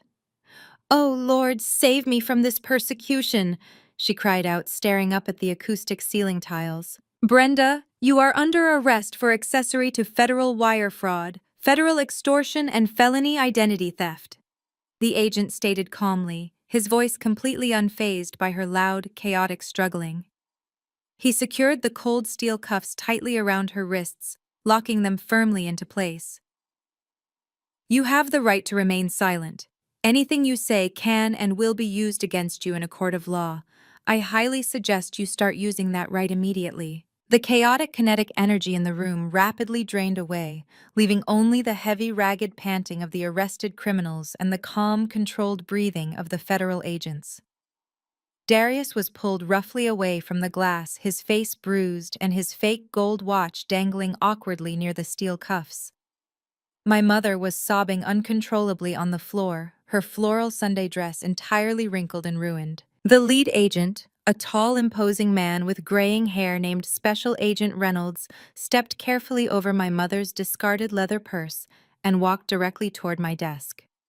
He adjusted the straps of his tactical vest and offered me a brief, highly professional nod of acknowledgement. "Are you injured, Nia?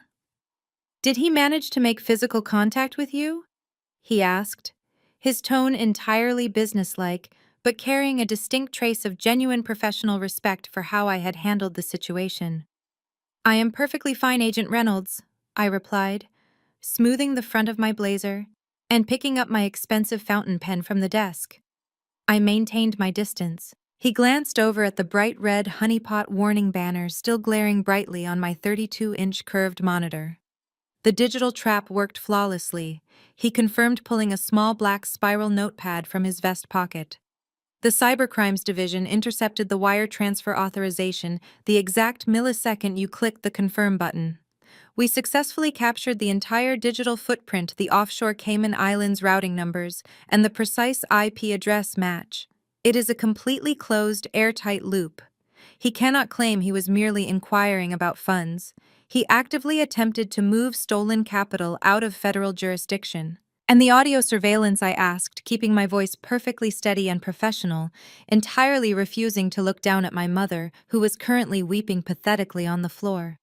I need to know if the recording holds up to legal scrutiny. Crystal clear, Agent Reynolds said, offering a tight, satisfied smile. The direct connection through your corporate security mainframe was absolutely pristine. We heard the entire unedited extortion attempt unfold in real time.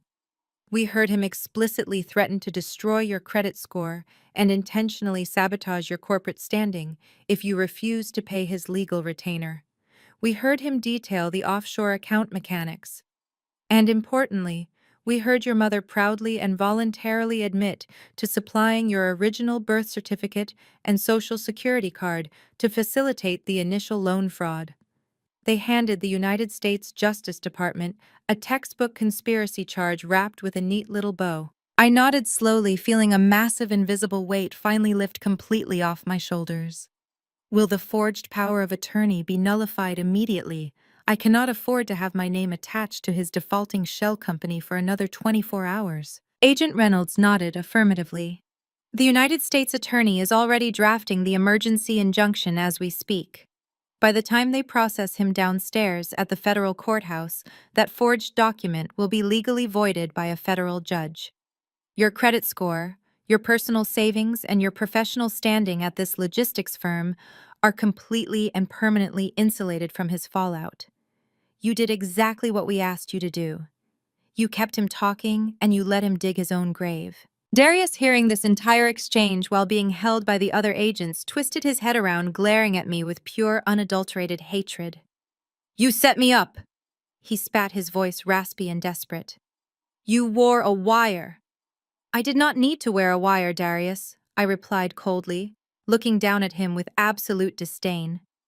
"You walked directly into a corporate fortress and shouted your federal crimes into a live security speakerphone." Agent Reynolds signaled to his tactical team, "Get them out of my sight. The transport vans are waiting in the underground loading dock." Two agents firmly grabbed Darius by the biceps, hauling him upright. The tailored royal blue suit that he had strutted into my office wearing was now twisted and ruined, a large tear ripping through the shoulder seam. The fake gold watch he had flashed so arrogantly dangled loosely against the heavy steel handcuffs binding his wrists. He did not fight back anymore. All the fight, all the arrogant tech bro jargon, all the condescending lectures about high-level finance had been completely beaten out of him. He hung his head low, his chin touching his chest entirely, unable to make eye contact with anyone in the room. Another agent hoisted my mother to her feet. She was dead weight, her legs trembling so violently she could barely stand. The bright floral Sunday dress she had worn like a badge of righteous authority was severely wrinkled, and her expensive church hat had been knocked completely askew. Her face was a tragic canvas of smeared mascara and running tears. She let out low, pathetic whimpering sounds, completely stripped of the booming, authoritative voice she had used to terrorize me just moments ago. "Move out," Agent Reynolds commanded, gesturing toward the shattered tranquility of my office doorway. The heavy glass door swung wide open and the procession began. I stepped out from behind my mahogany desk, smoothing the front of my tailored blazer, and followed them out into the main corridor. The 40-floor executive bullpen, which was normally a hive of ringing phones, hushed negotiations and rapid keyboard clicking had fallen into an absolute deathly silence. Every single financial analyst, logistics coordinator, and department manager had stood up from their cubicles. Dozens of highly educated corporate professionals lined the central walkway, their eyes wide with shock, watching the spectacle unfold. This was the walk of shame, and the poetic justice of it was absolutely staggering. Less than an hour earlier, my mother had bulldozed her way down this exact same carpeted aisle. She had thrown her weight around, batting away security guards, screaming theatrical prayers to Jesus, and demanding the attention of the entire floor. She had wanted an audience. She had wanted to publicly humiliate me, hoping that the pressure of my coworkers watching would force me to surrender my life savings just to make a scene disappear. Now she had her audience, but she was not the self-righteous matriarch disciplining her disobedient daughter. She was a handcuffed felon being paraded through a gauntlet of silent, staring witnesses. As the FBI agents marched her down the aisle, she tried desperately to hide her face behind her shoulder, weeping uncontrollably. The people she had so loudly interrupted earlier were now looking at her with a mixture of profound pity and absolute disgust. Darius suffered an even worse fate. He had stood in my office and confidently referred to the people working on this floor as corporate slaves.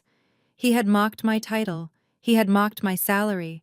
He had claimed that his fraudulent rented lifestyle made him vastly superior to anyone who worked a standard 9-to-5 job. Now the very people he had degraded were watching him shuffle toward the freight elevators in federal cuffs. He was exposed as an absolute fraud. There was no blockchain empire. There was no decentralized wealth. He was just a cheap thief who stole from the government and tried to extort his own sister-in-law. As he walked past the glass-walled conference rooms, he kept his eyes glued to his scuffed red-bottom loafers, completely stripped of his massive ego.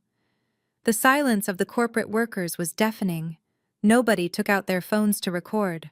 Nobody laughed. They simply watched him fall. As the agents guided them toward the main elevator bank at the end of the corridor, we passed the executive lounge. I looked through the floor-to-ceiling glass panels and saw Mr. Sterling and Ms. Davis standing near the coffee station. My two multi-million-dollar prospective investors had been waiting exactly where I had left them. They stood frozen, their coffee cups halfway to their mouths. They watched the FBI agents march the criminals right past the lounge windows. Mr. Sterling looked at Darius, taking in the torn suit, the fake watch, and the heavy federal restraints. Then Mr. Sterling shifted his gaze and locked eyes with me as I walked a few paces behind the arresting officers. I did not look away. I did not show an ounce of shame or embarrassment. I held my chin high, maintaining perfect, unflinching eye contact with the billionaire investor. I projected absolute control. I wanted him to see exactly who he was going into business with. I was a woman who could dismantle a federal extortion plot, facilitate a flawless FBI sting operation in the middle of a workday, and not break a single sweat. Mr. Sterling slowly lowered his coffee cup, offering me a subtle, deeply impressed nod of respect. When we finally reached the polished steel doors of the main elevator bank, the agents hit the down button. The illuminated numbers above the doors began to descend. My mother suddenly dug the heels of her expensive shoes deep into the carpet, resisting the agent pulling her forward. She twisted her body around with a desperate, frantic surge of energy, her tear-streaked face turning to look directly at me. The reality of the federal transport van waiting downstairs had finally shattered her profound delusion. "Nia," she wailed, her voice cracking, echoing tragically down the silent corporate corridor. "Nia, please, do not let them do this to me. Tell them it was a misunderstanding. Tell them we were just confused about the paperwork. I am your mother. I gave you life. You cannot let your own mother go to prison. Please, baby, I am begging you." She was playing her absolute last card. The emotional manipulation, the biological guilt trip, the desperate plea for a daughter, unconditional loyalty. For 32 years, that exact tone of voice would have broken me. It would have sent me rushing to her side, opening my wallet, apologizing for making her upset, and doing whatever she demanded just to restore the peace. But I felt absolutely nothing.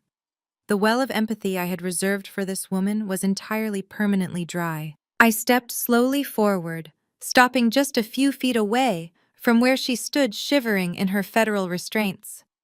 I looked at her smeared makeup, her ruined dress, and the sheer terror in her eyes. I looked over at Darius, who was staring at the floor, too humiliated to even speak. I did not raise my voice. I did not yell.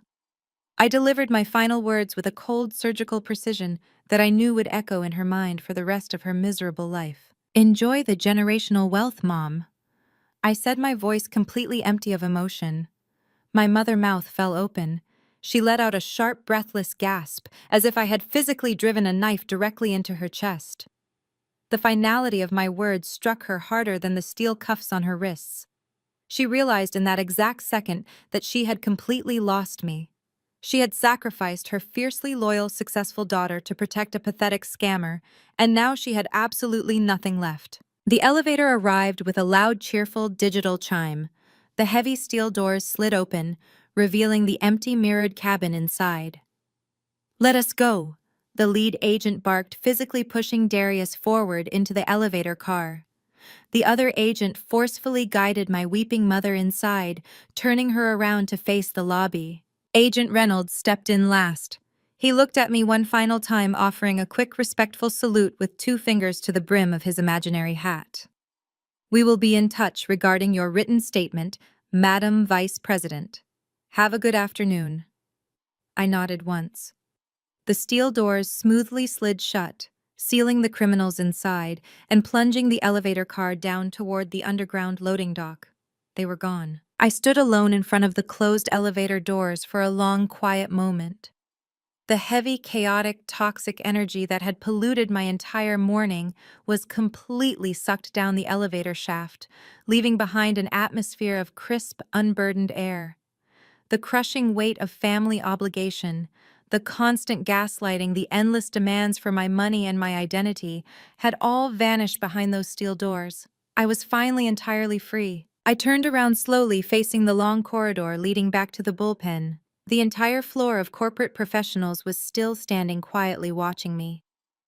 They did not know the exact details of the federal sting, but they knew they had just witnessed their vice president of operations ruthlessly eliminate a massive threat without ever losing her composure. I took a deep, steadying breath, filling my lungs with the cool air conditioning of the executive suite. I reached up and adjusted the lapels of my blazer, ensuring the fabric was perfectly smooth and aligned. I rolled my shoulders back, restoring my flawless corporate posture. I began walking back toward my glass-walled office. As I approached the center of the bullpen, my young assistant Maya stepped nervously out from behind her desk. She was clutching a digital tablet to her chest, her eyes wide with shock and awe. "Ms. Nia," she stammered, her voice shaking slightly. "Are you all right? Do you need me to call the building manager or the legal department?" I offered Maya a calm, reassuring smile. "Everything is perfectly fine, Maya. The trash has been securely removed from the premises." I paused, looking briefly toward the glass walls of the executive lounge where Mr. Sterling and Miss Davis were still waiting. "Please go down to the lounge," I instructed my assistant, my voice projecting crisp, unshaken professionalism across the quiet floor. "Apologize to Mr. Sterling and Miss Davis for the unfortunate delay. Tell them I need exactly 20 minutes to review the final quarterly projection spreadsheets. Then reschedule the supply chain expansion meeting for right after lunch. We have a multi-million-dollar deal to close today, and I do not intend to keep them waiting any longer." Maya nodded rapidly, a look of profound respect washing over her face. "Right away, Miss Nia." I walked past her, stepping back into the quiet sanctuary of my glass-walled office. I closed the door, sat down in my leather executive chair, and opened my laptop. It was time to get back to work.